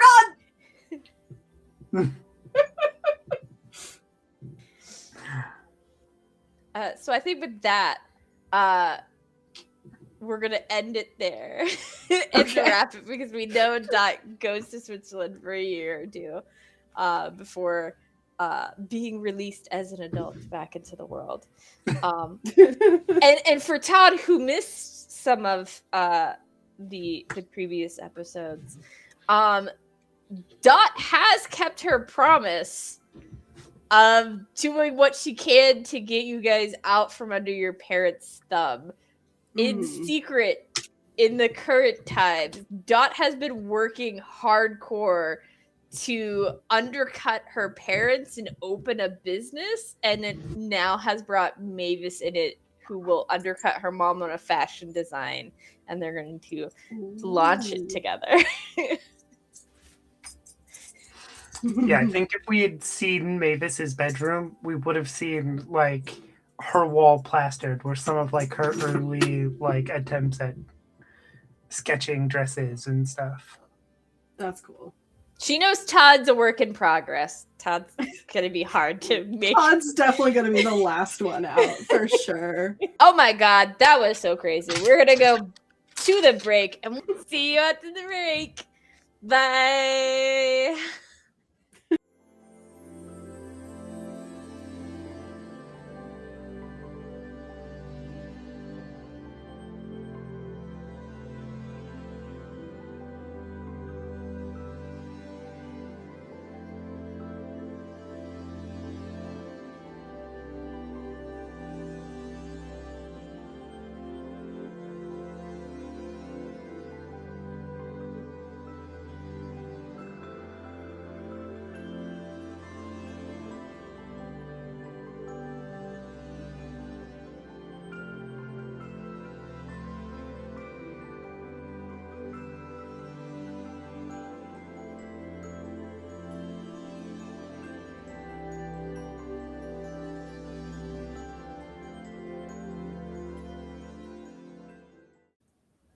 Hello and welcome today.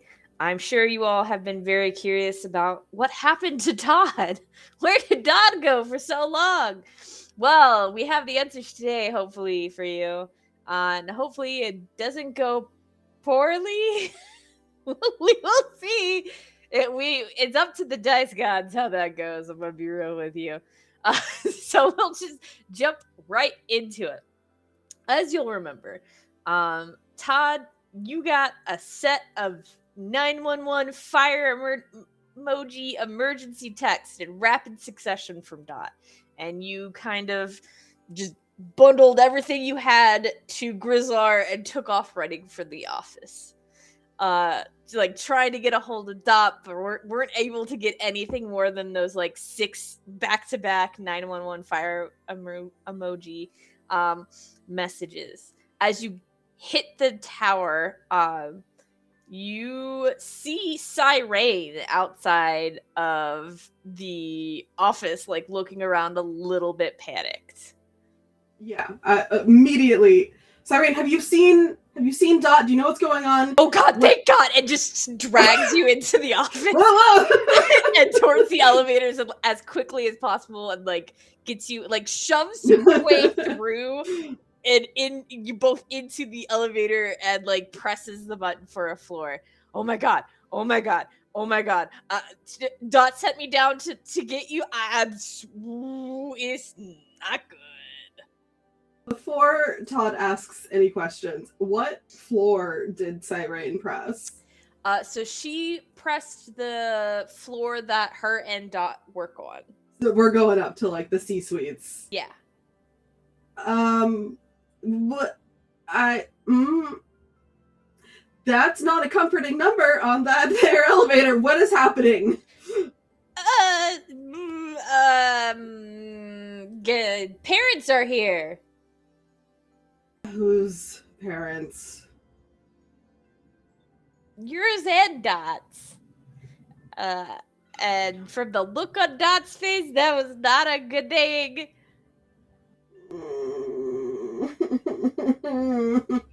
Nope. No, it's really not. Thanks so much. It's not your fault. I'm sorry. I want to be clear. This is not about you. Some Dot and I need to deal with. Yep. And then the elevator doors open. She goes, "Good luck with that." And shoves me out the elevator and immediately takes it somewhere else. Yeah, that's fair. I would also want to get out of here.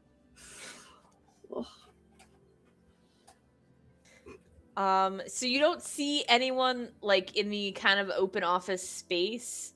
But you do see that the break room door is kind of closed. Okay.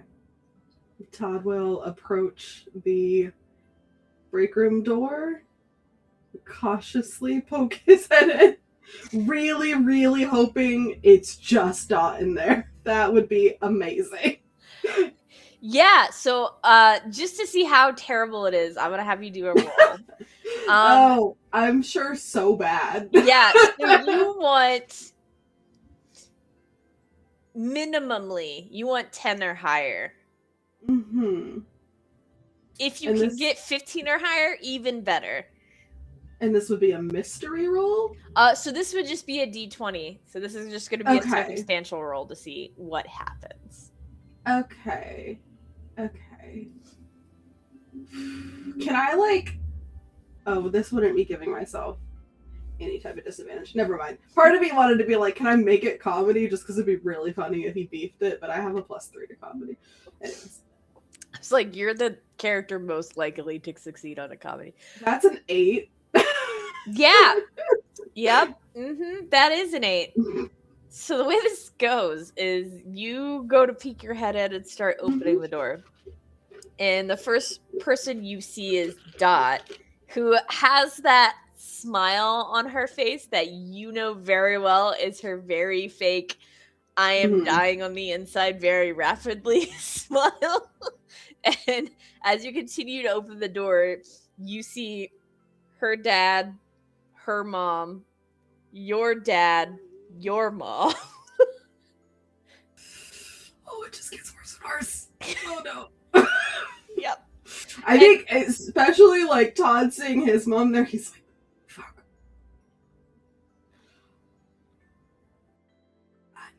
And you can see the wheels turning in his head, what if I just take a step back? I can't. Hey, Dot, you rang? And you just see her head whip around so fast. And you see her go to run to you and have to stop herself and calmly gets up and goes over to you and gives you a hug and is like, "Oh, thanks for joining us." And in your ear she goes, "Oh my god, please help me. Oh my god, please help me, please help me. Oh my god."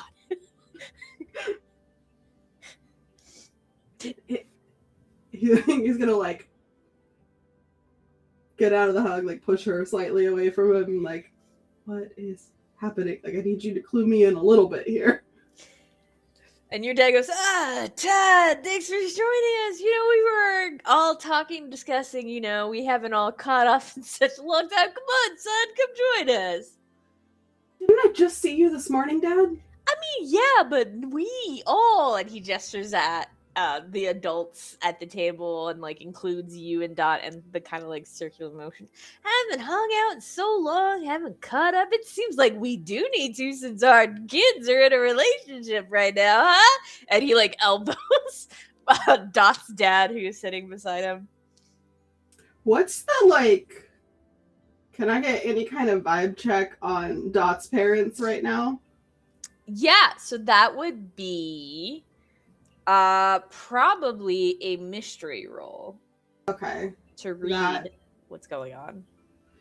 Do I get any synergy bonuses? I mean, you've grown up with these people, so you probably have some sort of in a little bit at the very least. So I'll give you like a +2. Okay.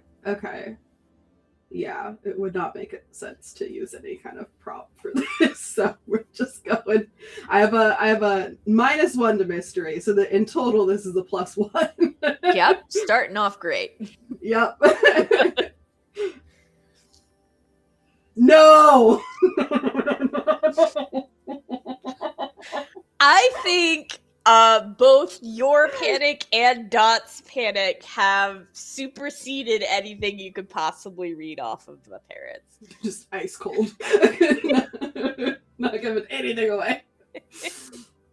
I think Todd, as genuinely terrifying as this particular grouping of people is for him, he's like gonna try his best to be polite and be like, Mr. and Mrs. Winter, it's good to see you. It's been a while. Oh, Todd, so fantastic to see you again. We hear that you and Dottie have actually decided to start something up, maybe. And you see Mrs. Winters is like, she's very much overdressed for an office setting. So is Mr. Winters. They always kind of like come in couture, like ready to walk the runway kind of like outfits. It's like part of their like villain aesthetic.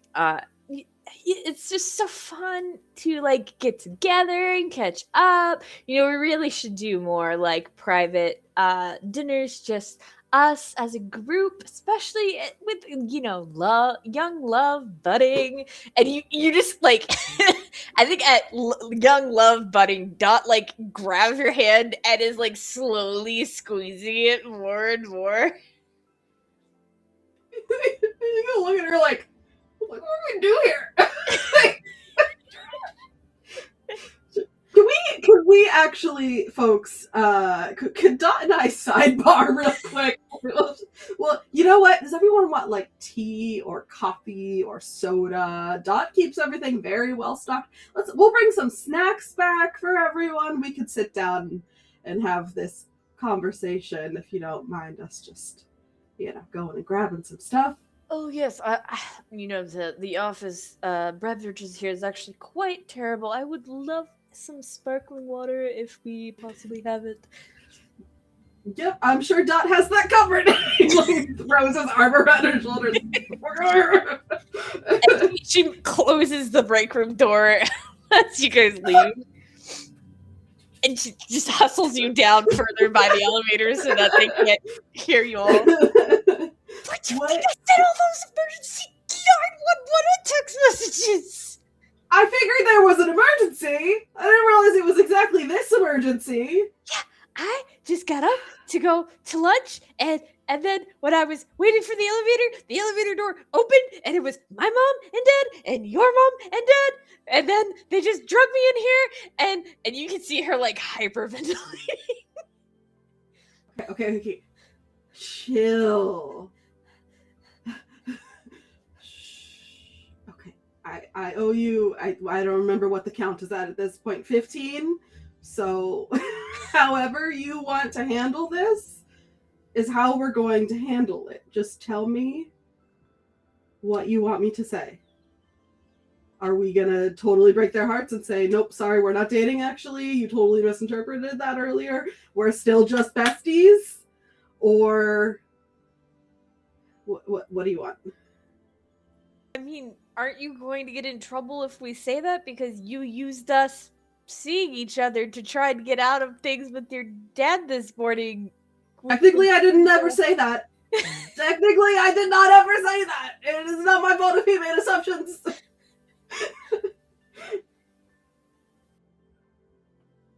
But aren't you going to get in trouble either way? Your dad doesn't really seem like a technically kind of person. Well, no, he is, because you know villains, they love their minutia. But I mean, I'm gonna fucking get in trouble no matter what.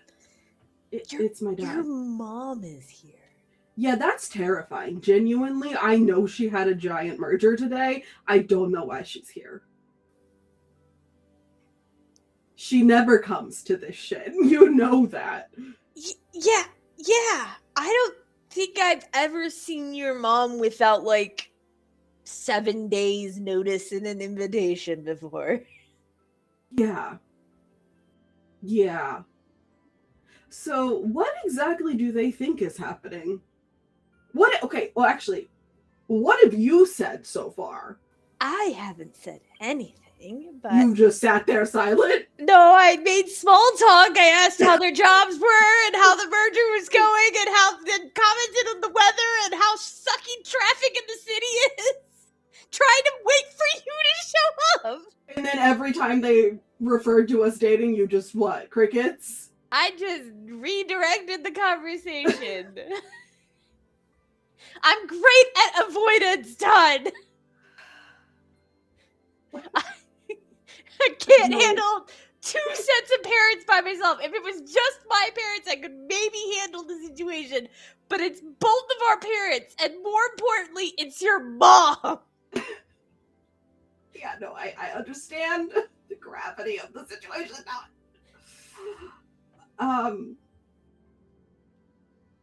Do you? Because it really seems like your mom might have brought some paperwork with her. I did think she, like, got rid of that prenup from, like, high school. But, maybe she drafted a new one? I thought, like, I know that our parents are kind of like a dog with a bone, and, like, I to some extent knew that they would never really give up on us ending up together. But I thought that, like, they had given up a little bit. Are you kidding me? Every time we go to one of the family, like, villain family gatherings, my mom's always like, make sure you wear this color because you know Todd likes it. And my dad's always like, yo, you know, like, the Todd guy. No, my parents have not forgot about it. And apparently neither has yours, because your mom has some paperwork fucking ready to go real quick, considering you and your dad were just in the CEO's office this morning.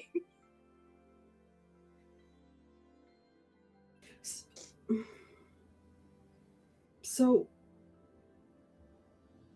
what do you want to do? I don't know. Like, what do you want to? I don't want them to decide what we're doing, which apparently they already have. If the vibes in that area have any indication. The vibes around our parents are rancid. We know this. Like, But I mean, we haven't even gone on like a date or anything. I don't even know if you like me more than the girl you like to punch and make fun of. I mean, what is liking someone, Dot? What does that even mean? Okay, wait. What does it even mean? An existential philosopher here, Todd. We're not talking the meaning of life. We're saying we're asking about feelings. And you're Todd, you're Toddy, you're the feelings guy, right? Of any one of the 3 musketeers, you're the one that's supposed to have a handle on feelings. So you tell me, what are you feeling? What pause, because what about being the chipper, everybody's best friend guy makes you think I have a handle on feelings? That doesn't just scream like this dude is masking something to you? Whenever me and Maevis have a problem or are crying or upset, who do we go to? Sometimes each other. Todd. Who do we go to? I guess it's me. Okay, and when we're really angry at our parents and frustrated, who do we go to? I mean, it depends. Like, genuinely, it depends. Because if you want, like, somebody who's gonna rile you up and be like, no, we're gonna rebel, you go to each other, because that's never really been my camp. But if you want someone who's actually gonna, like, listen and be empathetic and not offer solutions, then I guess that is me, too. And who do all of us text the minute we find out good news? Me. So you can't say you're not the one that's the most emotionally mature because we all come to you for that. I mean, like, I guess I'm just a dude. I don't know. There's one thing that you have said so far that I do really agree with you on, which is that I don't want whatever happens to be because our parents said we had to. So what? How can we? I don't know. Sidestep them, and then maybe have a real conversation. I don't know that we're getting out of whatever. And again, she gestures at the closed door. That's a little way from that situation right now. But I do think we could probably buy ourselves some time. My parents were kind of the most friction in the thing before anyways, because they don't want to, like, my mom felt it was very like medieval to like marry off your daughter so young. And your mom backed her up on that. Your mom, you know, boss lady, agreed with that. So I mean, maybe, but again, like, do you even want to try anything? Because if you don't, then we can go hard in there and like bloodbath it if you want. I'm fine with that. But like, if you do, we could probably like kick them down, like whatever they want down the road while we figure out whatever the fuck's way. Todd, you are always worried about what I want, what Mavis wants, what your dad wants, what your mom wants, what the other parents want. But forget all of that, okay? What do you want, Todd? Because I will make whatever you want happen. If I need to go grab a chair and go in there and just start like WWEing everyone in there with a chair, I will.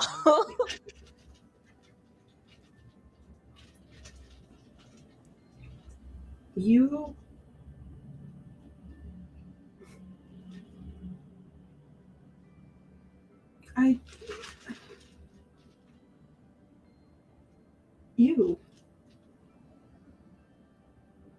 but I don't know what that looks like. And I think you've done this. I haven't. I think you see like confusion on her face for a moment, and then like that thing you see often where like Dot is trying to put pieces together that like click into place in her brain. And she goes, whoa, pause. Where did this you conversation pop up from? I'm pretty sure you've not liked me in that way like our entire childhood.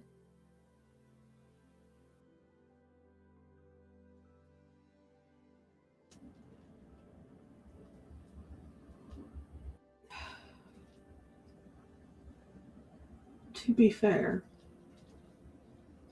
do you remember me ever liking anyone that way? We got you that prom date. You did great on that. We got you, you know. Yeah, were there any second dates on any of those, Dot? No, but I always figured that was because Mavis and I pushed you into it. I mean, we did kind of bully the shit out of you until you messaged them.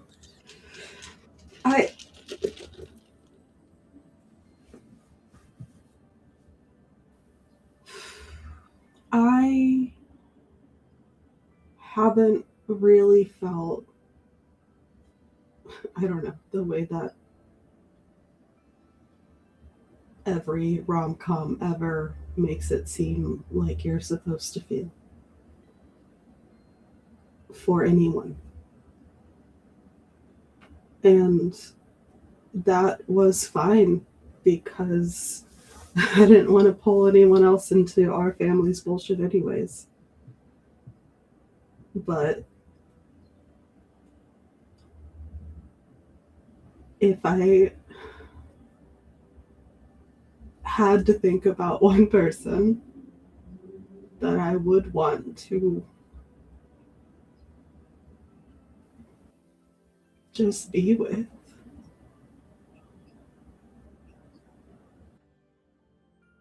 that person would be you.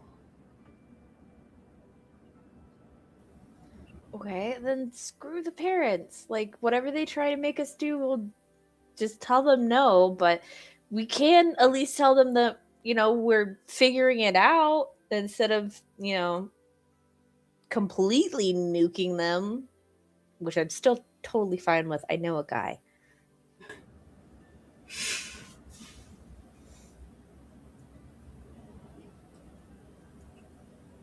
Is it so? No, No. Is it so dumb that I want to nuke it anyway? Like, I don't want them to be involved. I think she puts her hands on your shoulders and looks you in the face and goes, I am so proud of you.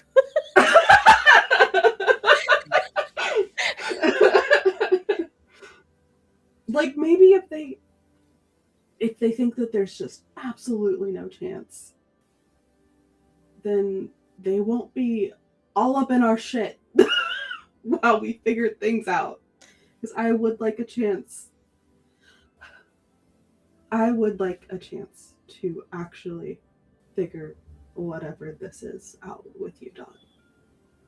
Okay. Well, I mean, we can try to nuke it, but I don't know about your parents, but nuking things has never kept my parents out of my shit ever. And could you get like a beard for a while? Like, I don't know. Your mom is scary enough; she might put like tracking software on me. Well, okay? Do you have a better idea than nuking it? I mean, let's go in there and just see how hard they're coming at us, right? We can. What if we bring the drinks back, and then I just like, oh whoops, I'm such a klutz, and like spill it on your dad's fucking Armani suit, and like they'll need to leave immediately for dry cleaning. I don't think that's going to work. My dad always has at least like 3 outfits nearby. Why are they so prepared? They like to do quick changes during battles. It's a whole thing. Why do I not remember that? Okay. Our parents are ridiculous. Yeah, it started early this year because Mom was getting on to the fact that they don't wear like most of the outfits in their closet and that they were going to have to get rid of them. And Dad said, bet. And so he's now integrated like 3 quick changes in every battle that they do. Is it like brand deal? Like, is it specified that they have to? Did my mom write a contract for the brand that was like, you have to do X amount of quick changes every battle? I mean, maybe, honestly, they do use your mom for a lot of their contract work and deals and things. I mean, because again, your mom is insanely awesome in that. I don't know why she puts up with your dad politely. Because he's probably, well, no, actually, she's probably the only person that he is afraid of. I love the thought of your dad afraid of someone. I'm gonna be real. If anyone was gonna litigate him to hell and back, it's her, and you know I'm right. Mm-hmm. That lady has a scary amount of power for someone without any superpowers.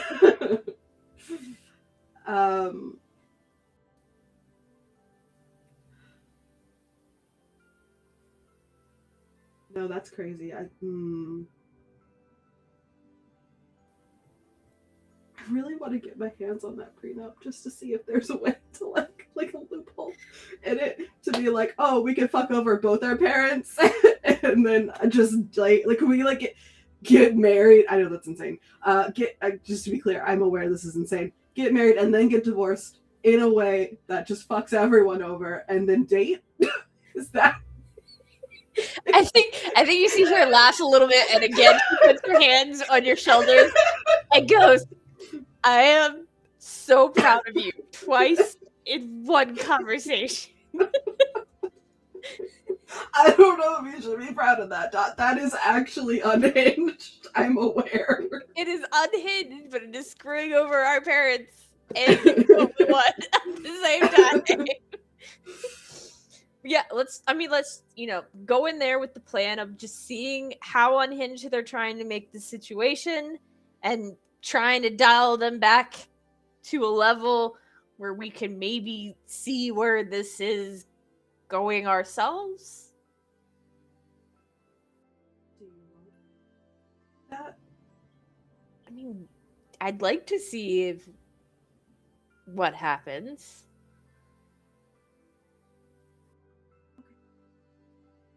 And as you guys are walking back to the break room after stopping and getting like sparkling water and stuff, right before Dot opens the door for you all, she goes, "Oh yeah, and by the way, your mom's kind of helping me secretly make a company to screw over my parents and Maevis's parents." Okay, opens the door.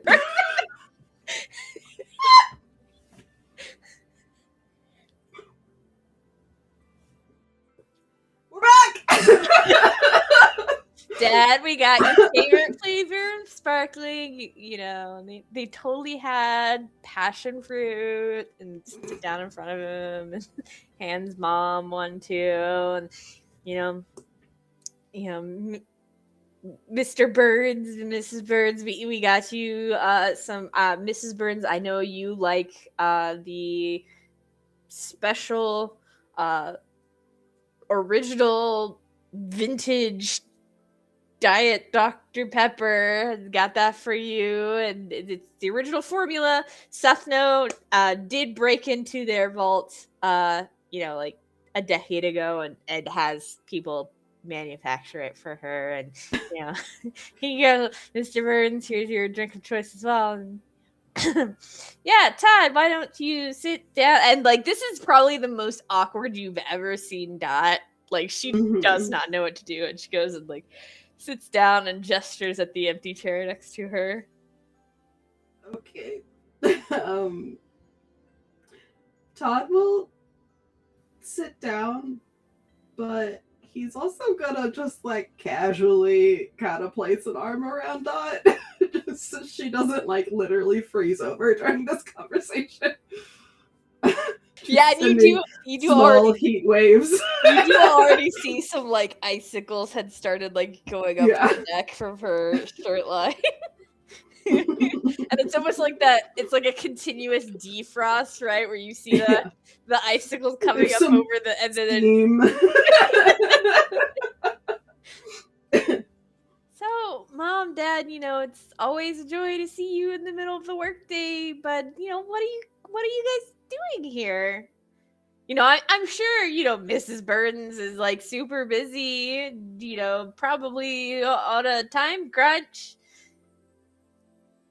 And you see your mom had been like doing something on her BlackBerry, and like sets it down face down so she doesn't see the screen or notification, and sits up and it's like, "Oh no, I am here for this. I am here for my son and you, Dot."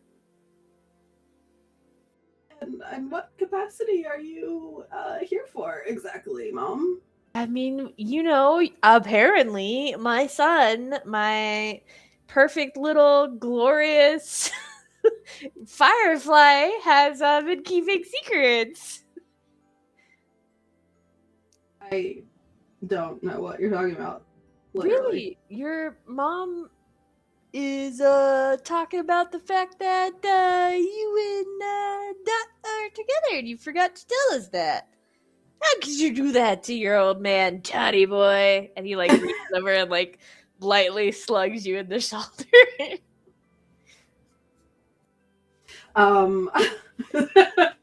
It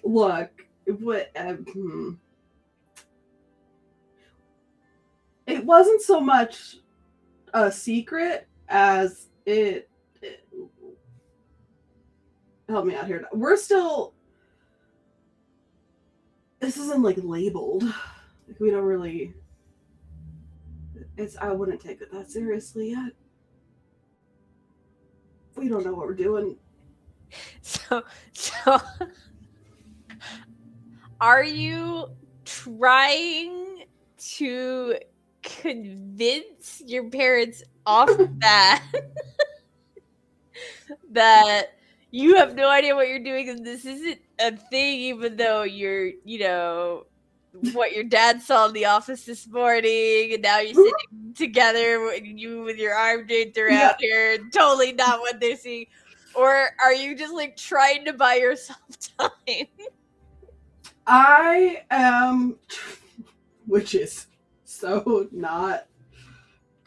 transparently not in character for Todd, trying to be like, this is like a high school, I mean, it's not high school, but it's like just casual dating, right? Like, boys do that. I might be leading her on. You don't know. Okay. I don't think there's advantage, disadvantage in this system. But we're going to make it a thing. So what this is going to be is a drama roll with great. disadvantage. Fantastic. So you're going to roll 2d20 and take the lower of the two. All right.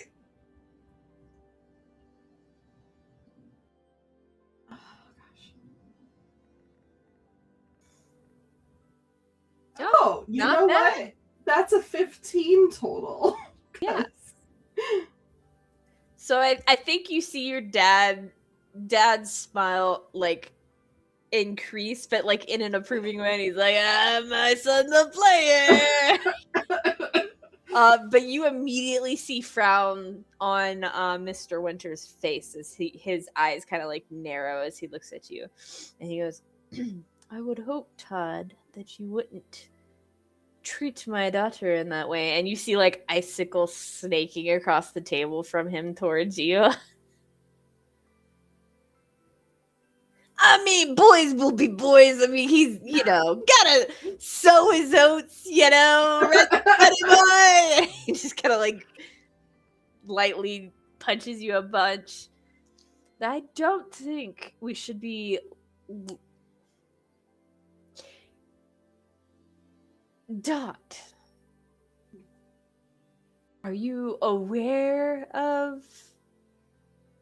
And her mom just kind of like gestures dismissively at this point now, because you did so well convincing the parents of what you wanted that now Mr. Winters do not look favorably on you.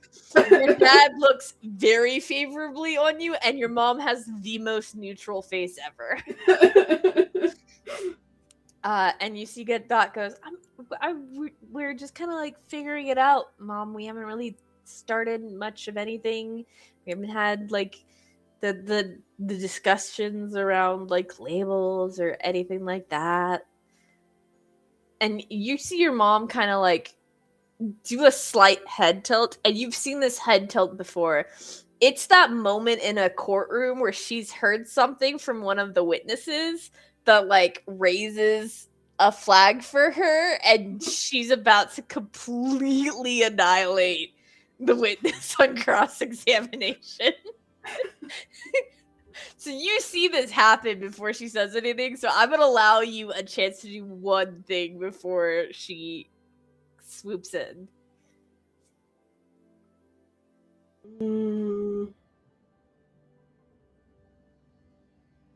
It's not a good skill for me, but I think the last piece of information that Todd got before they walked in this room was that my mom was a co-conspirator for Maevis and Dot, and so I think part of him is like, maybe she's secretly kind of on our side, and there's something I can like finagle here. I could put a little bit of a wedge between what my dad wants and what my mom wants. And he's just gonna like scoot a little bit closer to Dot and look at his mom and be like, yeah, I mean, I do really appreciate, let's say, the enthusiasm that has been shown here today by all folks. Mom, you never come to stuff like this.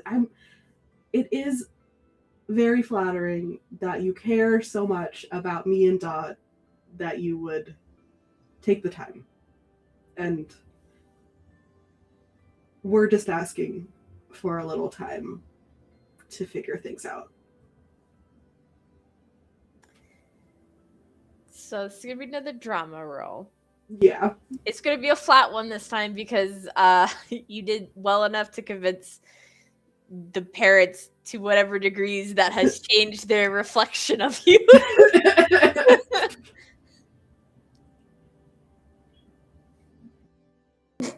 Mother!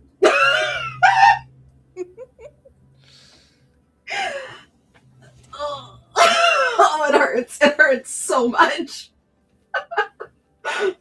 Your mom has a few different smiles, right? Yeah. Where your father is very stingy with his affection, your mom, while more absent, is less so. But this smile she gives you is not a warm, welcoming smile. It's the smile of a predator about to annihilate something. Pleading with the eyeballs. Oh, little Firefly, what you fail to realize is that your parents aren't as dumb as you think. I mean, we know from what your dad has given to us information-wise from the meeting this morning that according to Dot, you guys have been seeing each other for a while. And in fact, you guys had a lunch date that she had to drag you away for to get out of Cessno's office. So I'm a little confused, son, because like you aren't together, you are together, you aren't together, you are together. I mean, has no one ever been on again, off again before? People have, but we both know that you're not like your father's son. And you see your dad go, hey! And then she looks at him and he goes, yeah, I'm okay, yeah. Fair.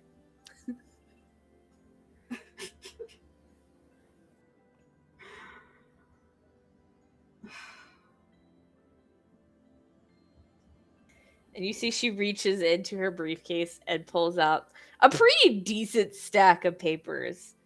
And lays it, splits it in half, lays a stack in front of you and a stack in front of Dot, and goes, I believe you all are very aware of this at this point. This is a prenup, something that we've discussed previously when, circumstances happened, and it looks like needs to be a discussion again because this on again, off again, on again, off again thing shows to us there's a danger unless we have a prenup in place for things to go wrong for both sides of the party. I'm sure Mr. and Mrs. Winter wouldn't want their poor little Dottie left sad and alone because my son ended up being a little bit more like his father than I thought he would be.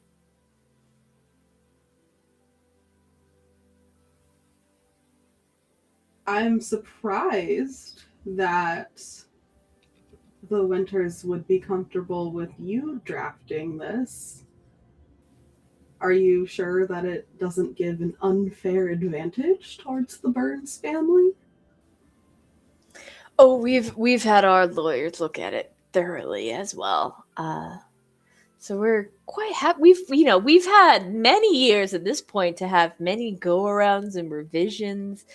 Your mom always had a sneaking suspicion, Todd, that you and Dottie were not always truthful about your relationship and how close you were, so we've been very prepared for a long time.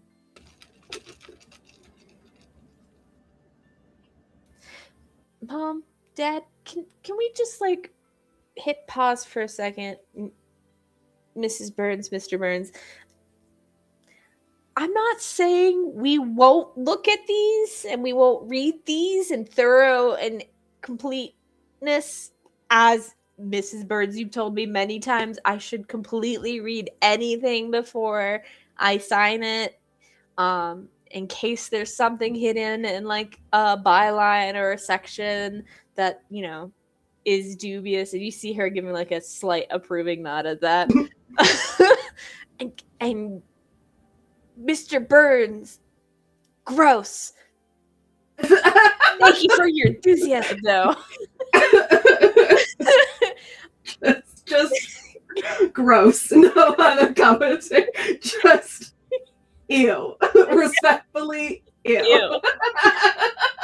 But, you know, Todd and I can take this and read it and make sure that the prenups what we want and give notes for revisions and, you know, like go and you see her mom kind of like raises her hand and stops. Excuse me. And goes, that's all well and good. Take that. But I do think we need to start acting on the assumption that you all have shown us is correct, that you all are together. So why don't we as a group go out to lunch? I know you were headed off to lunch, Dot, when we interrupted you. Why don't we all go out to lunch together?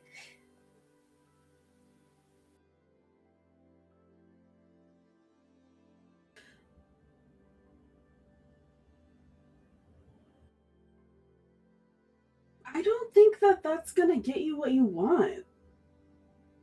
Like,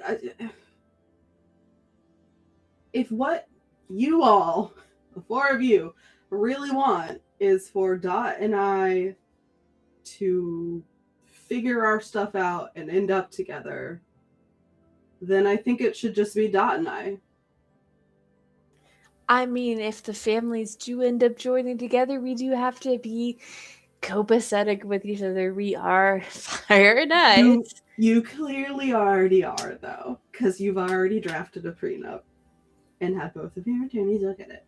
So it seems like the four of you will be just fine. Hope you're happy together. Weird combination. But Dot and I are the ones that still have to figure things out, and I don't think that we need your help in that. So I am gonna need another drama roll from you because you're trying. I'm trying so hard to fight back. Yeah.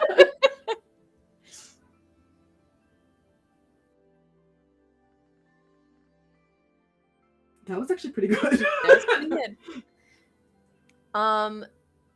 You see a couple of things with that high of a drama roll. I'm gonna let you see that smile your dad did in the office where like he's putting on a smile, but you can tell he's getting more and more upset and there's a little bit of smoke happening. You can see that Dot's mom has apparently the same tail she does, as you see like the ice crystals coming up. But with that 18, I'll also let you see your mom kind of looks approving a little bit.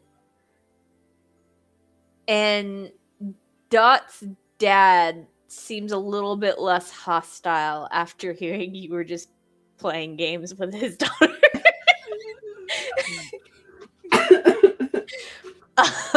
And I think your mom chimes in and goes, yes, but I think the Winters have a valid concern. As you said, Toddy, it's on again, off again. You're figuring things out, which is great.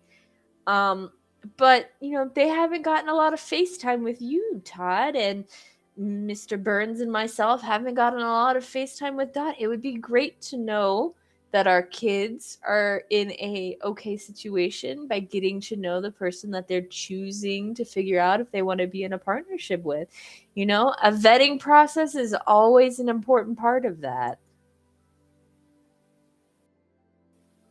How did you vet Dad, Mom? Oh, a like CIA level background check. And I presume you've already done that on Dot? And the whole Winter family? I've done that on every single one of your friends since you were a toddler. Right, so what is there still to vet? Your father takes a different avenue for vetting. And so do the Winters.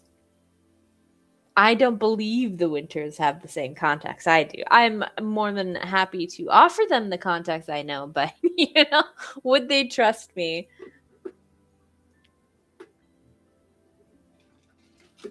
I don't know. Would you, Mr. and Mr. Winter? Mr. and Mrs. Winter? I can talk. And you see them both kind of chuckle like, wait, we are villains after all. While Mrs. Burns might be a step in the more legal direction of villainy, politely no. And what harm would a lunch do? We all go out together, we all chat. It's we're not taking you to get married at the altar. We're going out for lunch. So weird that you would say that, though. It's almost like you have a plan that's not just lunch. It's just lunch. Your mom even arranged the reservation for us. Where's the reservation, Mom? If it's not a restaurant that Todd recognizes immediately, he's gonna be so suspicious. It's some like fancy French restaurant they've taken you to before. And maybe that they've even hosted one of the like villain family gatherings at like in their like private back room. Is this restaurant known for hosting weddings ever? They have like a courtyard. Give me a history roll.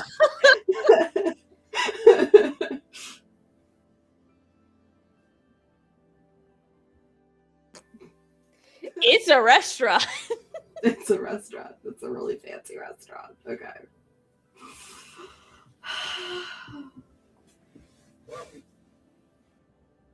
Dot, do you want to go to this stupid fucking lunch? She kind of like leans over to you and she's like, I mean, they're at least not making us sign the prenup right now. They're giving us a little bit of breathing room. It might be good to like placate them a little bit. Yeah, sure, fine, whatever. And your mom like picks up her phone and text messages, and she's like, you hear a reply ping on her phone. Fantastic, the car is waiting downstairs for us. This guy.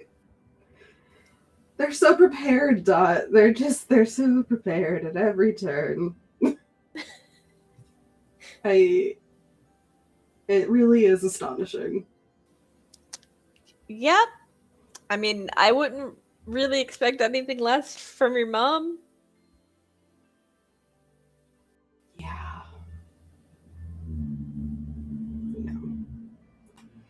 All right. Let's go to lunch. Yay. I think you all pile into an elevator together and down to the ground floor where a not quite limousine is waiting for you, but one of those like little stretched longer than normal like private town car situations are, so that you all comfortably fit in it together. And I think Dot slides in next to you, Todd, and like takes your hand and squeezes it again, and she kind of like leans in and whispers. She goes, is it just me, or did both of our parents get like more terrifying? Yeah, no, that's been happening for a while. And you all drive off to the restaurant, and you get to the restaurant, you get out, you get into the restaurant. I swear to God, if Todd sees anything even vaguely wedding related, he's burning it down. I'm gonna give you an action roll. Great. What's the... It's an action roll. Whatever your action bonus is. My action bonus is 5. Are there any synergy bonuses to that? Okay. So that's a 13 total? So I think what happens is you get into the restaurant. Mm-hmm. And you're probably already on high alert because you are like, this is so weird. Why are my parents doing this kind of situation? I think your adrenaline has been going. And as you get in, you notice that the restaurant isn't full of normal patrons. It's instead full of like family members and friends in like nice outfits. Nope. And as you go to turn and deal with the situation, you hear not just a click, but like a whir of power as like a shield pops up on the front to keep you from exiting. And you realize there are like security guards on anything that might be an exit.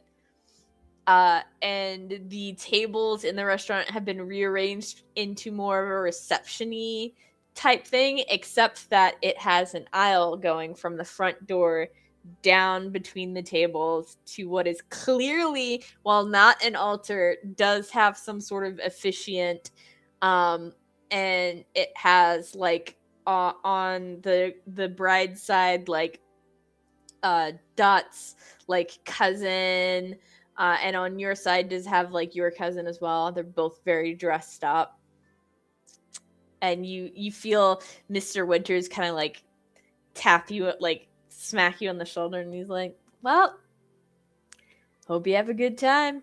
Treat my daughter well, Mr. Burns. And you see him and his wife go off to a table that looks like it was reserved for the parents.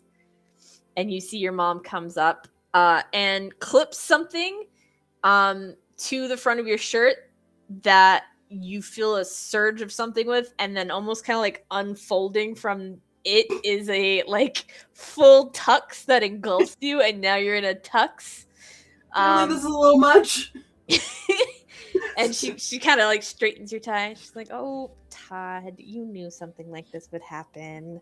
And she goes over to Dot, and she's like, and Dot just like signs like, "Come on." And she also clips something, and like a full like Dior like Chanel wedding dress comes out with like a headdress and everything. You look so beautiful, Dot.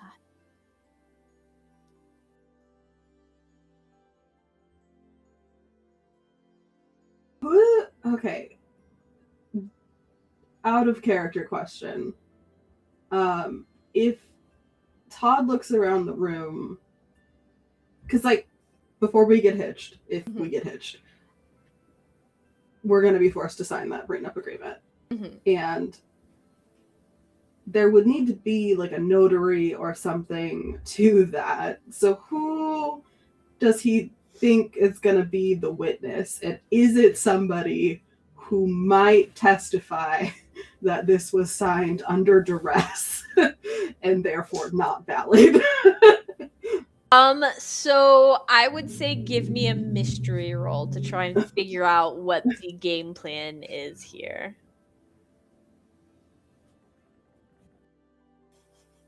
It's an 8. Yeah. Well, you know. I mean, so you don't get any information that can help you get out of it, is what I think happens. Instead, what you see is the very obvious. Instead of your dad goes and sits with the Winters, but instead of your mom going and sitting down, she kind of navigates her way around the outside of the room to stand off to the side of the officiant to act as the witness. And you see her like, she still has her briefcase. She sets it down on like a little like side table thing and opens it, and you see she has all of her stuff in there.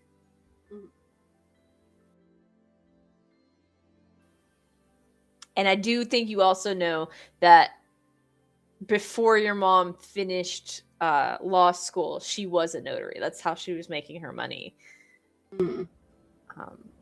Does that mean she kept up her license? I don't know. Oh, it would be so convenient. If you rolled more than an 8, maybe you would know that. I think we've been left sort of alone, right? Like there's a force field, but we can't. There's not people right next to us listening. No, so I mean, it's not like you don't have like a bubble around you of privacy. There are like tables with people like spread out through the space. There are security guards behind you at the front entrance, in case you try something. But there's no one like right next to you.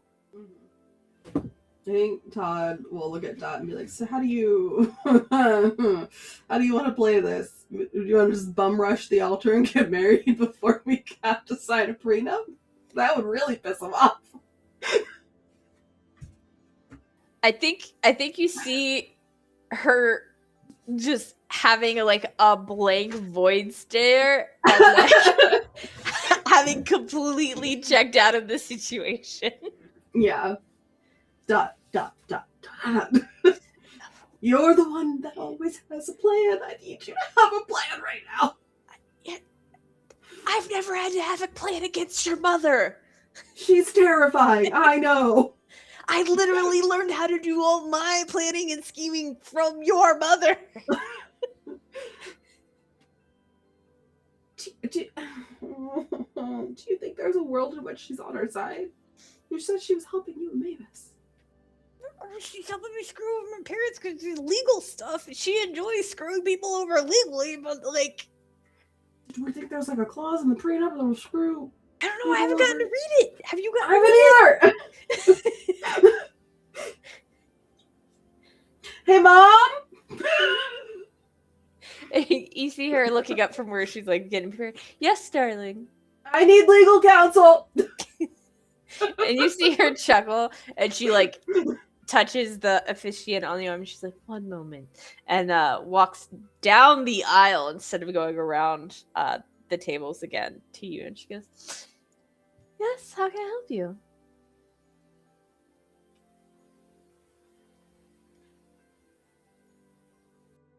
I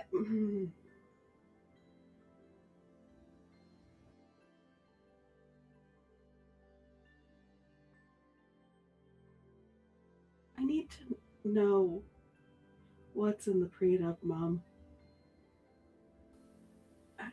I know you.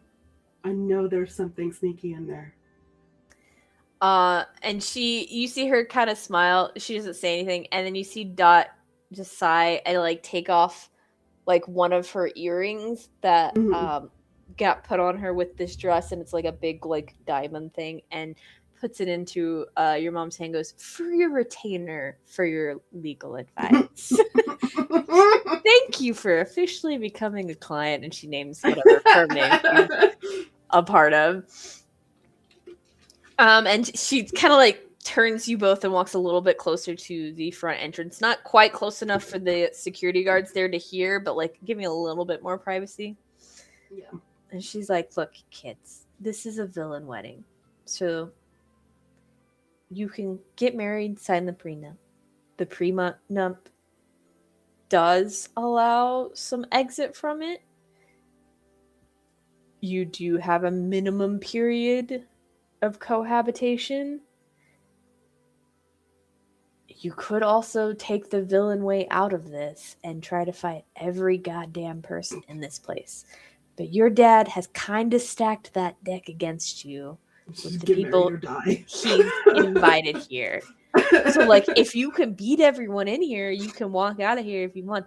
Those are the rules of the game, you know, the villain game. I mean, that's how this works. So, I mean, my advice, whether you take it or not, my legal advice, go with the plan. Look at the prenup in the morning, see what the restrictions and requirements are. I will let you know there is that 5-year minimum cohabitation thing, but it does 5 years. It does have ways for you to get out of the marriage after that time period. That's a long ass time. Yeah, it is, but it's also a time period where you can't fake it, Todd, Dot, and then divorce and be like, "Oh, our parents are happy now." Like, if you're going to do this, you're going to need to do this. We wanted you to have the time in that 5 years to figure out if you wanted to keep doing this.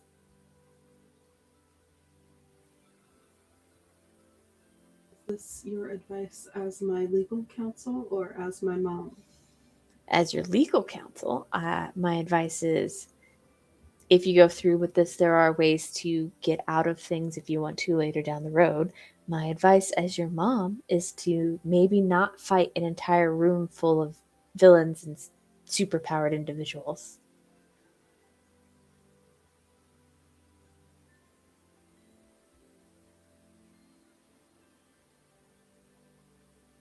It's just so fucked up.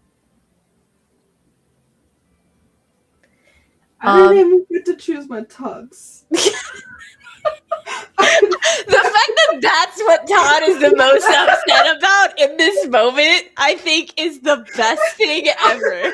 It's like when everything is like so overwhelming and awful, and then it's just the tiniest thing is the last straw. You're just had like the worst day, and you're like, and my keys didn't fit in the lock when I'm trying to get it.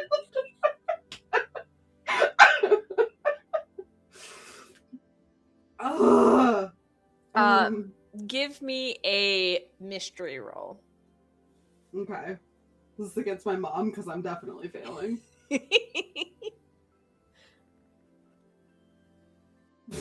Yeah. I mean, you can see that she is being sincere. That's pretty easy. I have one final question. Yeah. Sorry. Finish your thought. No, I mean, you can see she's being sincere, and you can see she's kind of like flipping between like mom and lawyer, because you have Dot did give her payment, so she is retained as your lawyer right in this moment. But she's also your mom, and again, while she's been very absent because of her job, when she's there, she has always been on your team, on your side for things. Dot, can I have your other earring, please? Yeah, I mean, it's a little weird just having one anyways. I need you to tell me in front of my mom that this is a gift. You are gifting this item to me, and it is officially mine.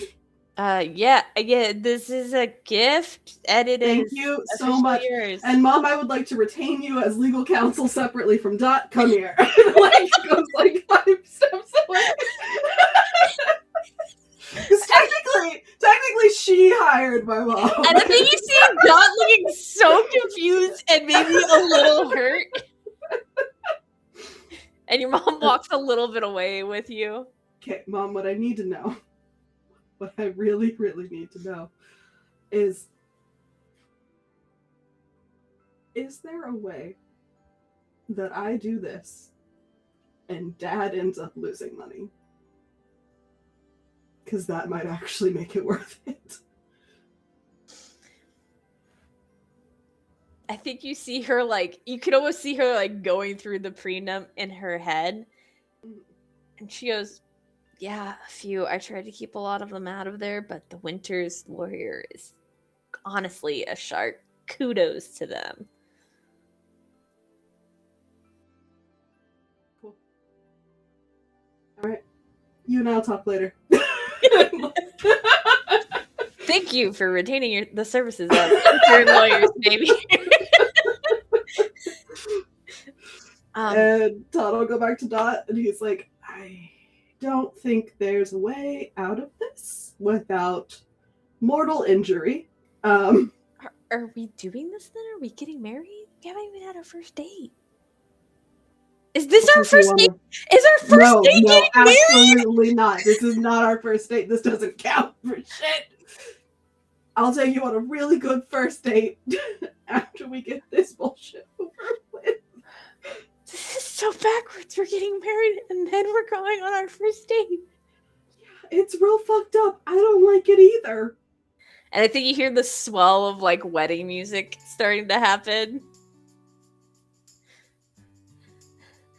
Okay, I guess we're doing this. I don't think we could take everyone here. Yeah, I mean, I would love to see you try. You're so badass, but I don't want you to die.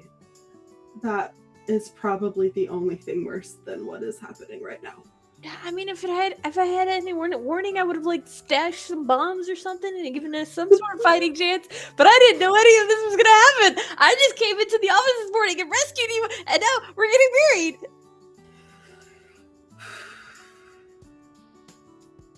I think he's gonna like grab both of her hands in his and be like,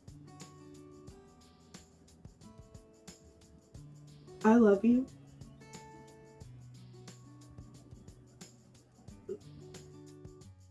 And no matter what form that ends up taking at the end of the day, I'm always gonna love you. And this fucking sucks so much, dude. I know you know it sucks. But we're gonna get through it. Your mom mentioned cohabitating for 5 years. Yeah. You can have the bedroom. I'll take the couch. It's fine. Somehow I don't think the prenup's gonna be that nice. And she takes her arm. What, are they gonna put cameras in our house? That's really weird, Todd. Todd, they're villains. And she starts walking down the aisle with you. So yeah, you all walk down the aisle unless there's something else you want to do, towards the officiant and your mom, who's now up there again as a witness, and her cousin and your cousin, who are kind of acting as your bridal parties. I think I'll for the sake of time, Todd will go through with this whole bullshit thing, but just for the sake of having one little fuck you, when the prenup agreement gets handed to him, he will just straight up burn it. Like, he knows his mom has a backup 110%, but like just to flip a bird at the whole situation. And I think you almost find that your mom anticipated this, because you burn it and the ashes fall, and like someone who works at the restaurant comes forward with a dustpan and broom and swoops it up real quick, and she hands you a new coffee. Mm-hmm. And it is like the very traditional, it's like, we're gathered here today, blah blah blah blah blah. They provide rings, so you both have wedding rings that you wear. You both sign the prenup. Afterwards, there's like a big reception for you all for like probably an hour and a half. And I do think you see at certain points, despite herself, I think you see Dot having like a good time. Like, you guys have like your first dance, and you dance with your mom at some point, and she dances with her dad, and you, all that typical like wedding stuff. Like, your mom has planned this. It is a full like wedding and reception. I think when Todd goes and puts the little ring on Dot's finger, he'll like lean in kind of close and whisper in her ear, "This is some basic bitch shit. I will get you something better." And I think she laughs, like genuinely laughs at that, because she wasn't expecting it in that moment. And I think as she puts your ring on, she leans forward and she goes, "And if you lose this, you little shit, I'll totally beat you up." I believe that. So I think despite the weird ass situation your parents have put you in, there are genuine moments of you guys like enjoying it. Yeah. That peek through there. And as the reception comes to a close, your parents bundle you into like a just married car, like decked out car, that takes you to a townhouse that has someone waiting outside that gives you the deed and paperwork. This is your new house. Both parents have gone in and bought you all a house as part of that 5-year cohabitation thing. I think Todd sees the house and he's like, "This is how Dad loses money. All right." And it is really nice. It's in a really nice neighborhood. As you guys go through it, it is fully furnished and decked out, but there's also like catalogs on the entryway wall with a little note from your mom being like, if there's anything you all don't like, feel free to order on your dad's dime. And like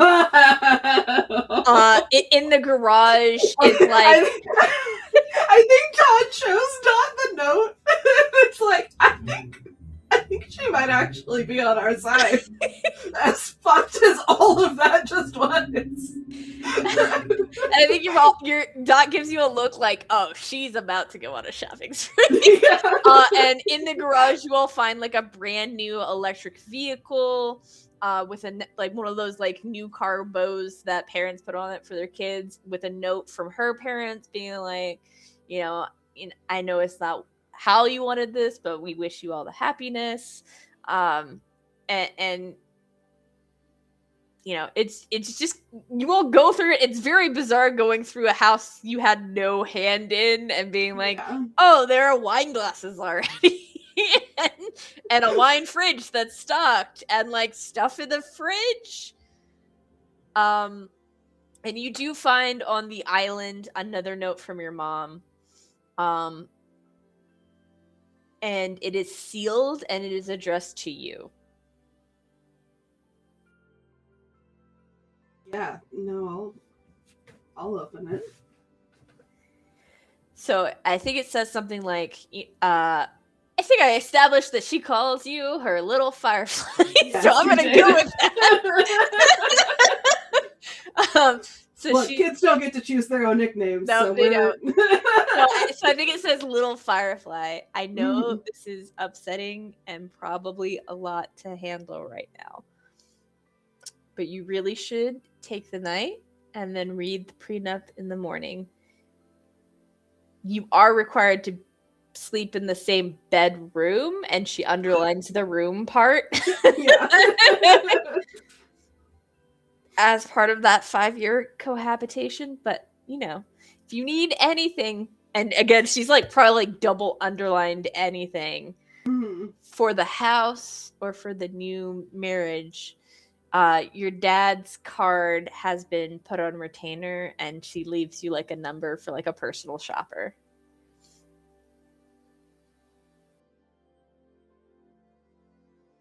I'm gonna hire a really expensive couples therapist, Dot. I mean, honestly, probably a good idea. I wasn't gonna suggest therapy, but it really feels like a therapy situation. Yeah, for sure. I'm gonna start brainstorming an actual date to take you on, because it feels like something you deserve. And in the meantime, I'm just gonna drag this here couch, and there's just like scraping across the floor into the bedroom. So I will need an action roll from you, because this is a multi-story townhouse. Look, I'm really good at action rolls. I know, but just in case, because you haven't been rolling the best the last couple times. I please give me a synergy bonus. I've got a tux. Does that count as a prop? I mean, honestly, you probably should count against you, because you try to drag a couch in a tux. But he's like a super villain tux. It's got to be ready for action. I don't know that a tux is ever ready for action.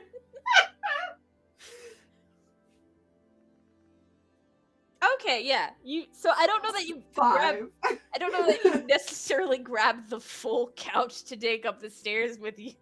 But you maybe grab like the love seat or something a little bit more manageable. And I think you realize you've grabbed it before you've finished looking through the house and know where the bedroom is. So you're following Dot around as she's looking for the bedroom, carrying this. That seems appropriate. And eventually you find like a little movie den area. You find the kitchen. You find kind of like a little like in-house workout gym area.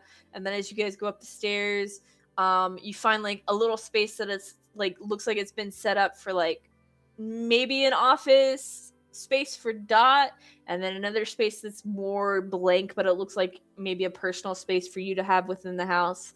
And then the master bathroom, which is honestly a room in and of itself, and you see Dot give like a squeal and spend several minutes like looking at everything in there. There's like a sauna shower with like multiple rainfall heads in there, and there's heated flooring, and there's all kinds of stuff in there.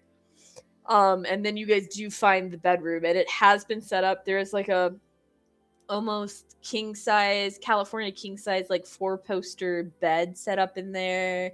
You know, nice minimalist decorations. Like someone's decorated the room but hasn't put like too hardcore of a stamp on it. Like they haven't gone like cottagecore goth or something that would be really hard to come back from. Yeah. And you can set the love seat down wherever you want in the room.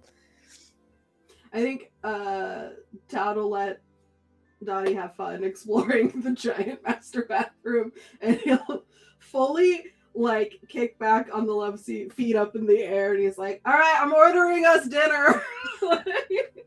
Let's get extra large pizza, and yeah, I'll get you your weird ass pizza with the pineapple and olives on it." Oh, don't forget the cheesy bread. Their cheesy bread's really good.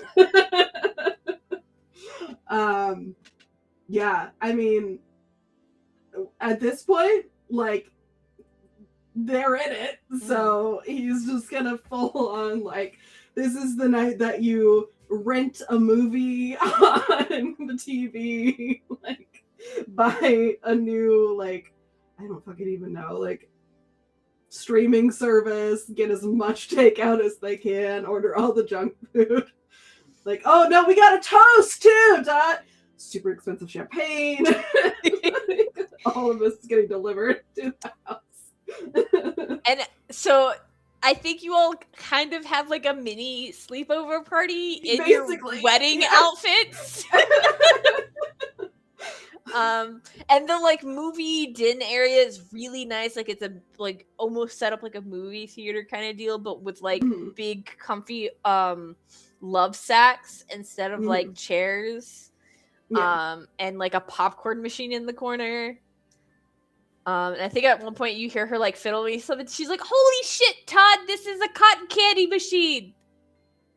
That's dope. And I think you hear a, and there's just cotton candy everywhere. I did not figure it out. I can see that. I can, yeah. I think I'm gonna go try out the nice new shower now. Todd's just eating cotton candy fluff as it's coming toward him. Just like, all right, have fun.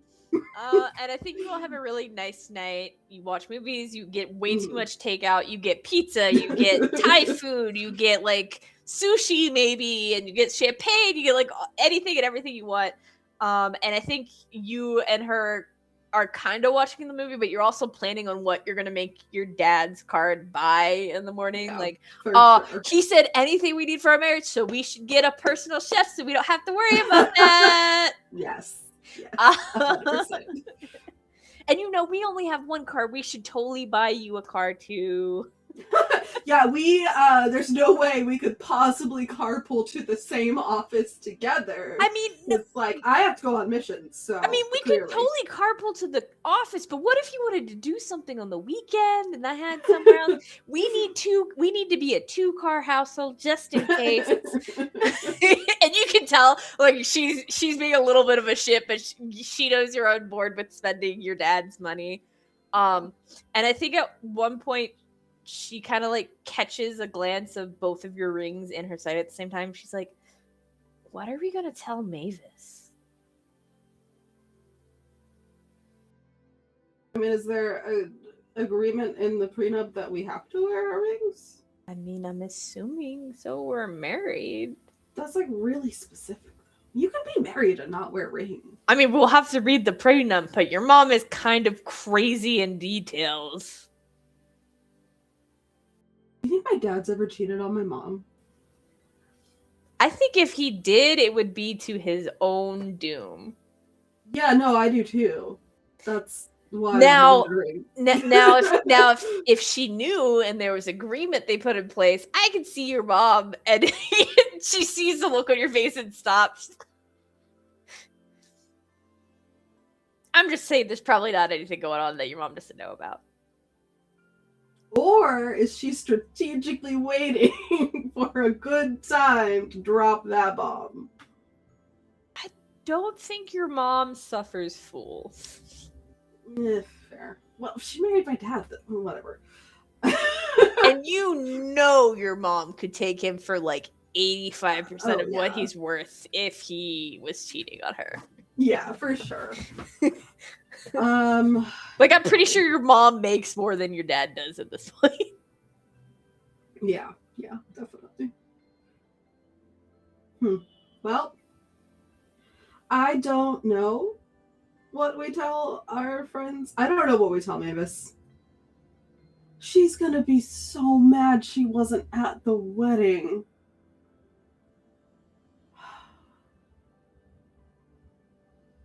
Yeah, I think not only is Mavis going to be so mad she's not at the wedding, Mavis's mom's going to be pissed she wasn't invited. And I think your whole group is going to be upset they didn't get an invite. Yeah, I mean, I think we could probably explain that it wasn't really our choice, but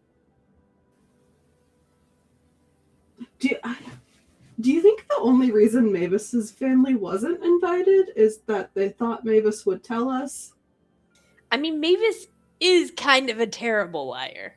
That's true. It's very true. Oh, gosh. And I don't think Mavis's mom would keep it quiet because she'd want to immediately go on a shopping spree to get the best dress for the event. Mm-hmm. And you think she's going to let her daughter not show up in an awesome kick-ass outfit, too? Yeah. Still going to probably cause some beef, but... Yeah. And you see Dot gets a thought in her head. And she tries to even turn her ring, and she can't even like turn it to like hide the diamond that's on it. And she goes, I think we're in more trouble with these things. And you both get like beeps on your phone at the same time. Mm-hmm. Ring activity detected. Please refrain from moving the ring as they are in place for your own protection during the prenup time. What the fuck? What the actual fuck? Wait, so I can never, like, wash my hands properly or get an MRI? What is this? I'm sorry, are you expecting to get an MRI? No, but...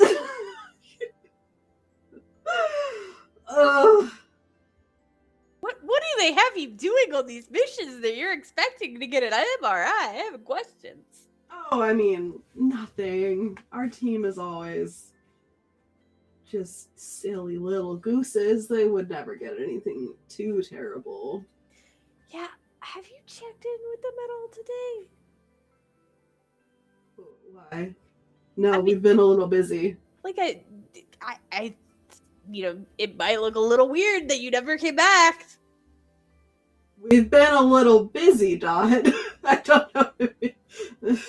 And you actually do see you have a bunch of like text messages and missed calls from Grizlar specifically, because Grizlar has been saying that they have been sending you messages to check in.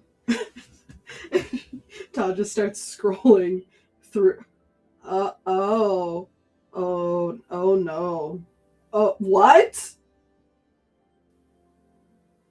Okay, we might have a few fires to put out when we go back to work tomorrow. I'm sorry, more fires than us getting married? Yeah. Yeah, actually, you know, honestly, us getting married might not even rate, because he's just going to show Dot the phone. And I think she clicks on, because I think Grizlar probably did send you some of the clips that went viral. Video clips. Yeah. And so she clicks one, and you do see like a superhero like getting absolutely the shit smashed out of them by a flying car. Oh, that could not have been pleasant. So, we were supposed to make them look good. Yeah, that's the whole Death Laser thing. Yeah, no.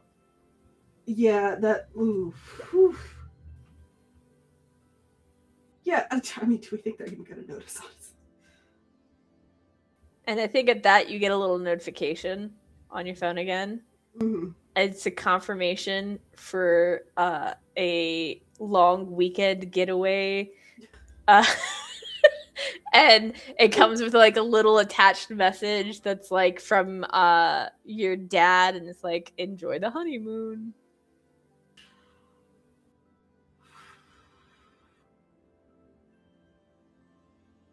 So we might have a few days before we have to tell them anything. Like, he'll show Dot the message. Wait, how did they even know we had passports? Dot, come on. Yeah, you're right. It's our parents. Like, I think he like opens the sliding door on the closet, and like her whole wardrobe is in there already. It's like, our parents, how did they know we had passports? Yeah, that's fair. Oh, shit. What do you think they did with my apartment? I mean, I don't know. Probably broke your lease. Oh, but I bought that place. And you see her kind of like... Wait. You bought it? How do you buy an apartment? I might have bought the whole building. How much money do you have? Now I really have to read this prenup. Look, there's probably some things I should disclose to you now that we're married. Okay. So I honestly, neither of us knew we were getting married this morning. I don't even have a right to be mad. Just tell me. So I own the apartment building that I live in through like 4 shell companies and a representative who is your mom. Your mom does a lot of legal stuff for me. And then also I opened a business with Maevis under like a pseudonym in the same way, and we're going to undercut her mom on designs, and it's like a fashion house kind of thing. So what I'm hearing is we're going to spend our entire honeymoon scheming. I mean, we can also have fun. It's okay to have a little fun. I mean, it is our honeymoon after all. Huh? Is scheming not fun to you? I mean, it is, but you know, we don't have to think about like scheming work stuff the whole time. And yes. give me a drama roll to see if you pick something up. Dot, don't you know that your little toddy boy is so neurodivergent?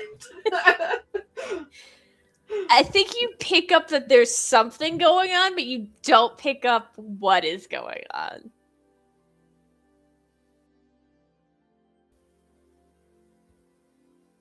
I don't know what you want. I mean, we need time to like get to know each other as a couple, right? Because like we're gonna be at the very least in very close proximity for 5 years. I hadn't really been planning on living with anyone, much less being married and living with someone. Yeah, but we got 5 years for that. We could plan to fuck over our parents now. Or not. I mean, we have 5 years of scheming too, and refining the plan and making sure we're ready for day 1 after the 5 years. Okay. Proposal. Not that kind of proposal. It's like, you're a little late for that. We're kind of past that at this point. Look, it is too late. It's like 2 a.m. for puns. Okay? It wasn't on purpose. I would like to propose like a 60-40 split. 60% we do fun stuff together on this trip that was pre-planned for us. 40% scheme. I mean, I'm fine with that ratio. That's okay. Sounds like a plan. Oh, we could go to the most expensive restaurants on your dad's dime. Absolutely. That's not even a question. We'll bring home leftovers. So I think we're gonna close there. You guys are scheming on what to do on your honeymoon. You go away on your honeymoon for a long weekend. I'm gonna shoot like one text to the group chat for our team. Just be like, Dot and I are needed out of town for a long weekend. So sorry. We'll explain when we get back. Maevis, don't kill us. Todd. And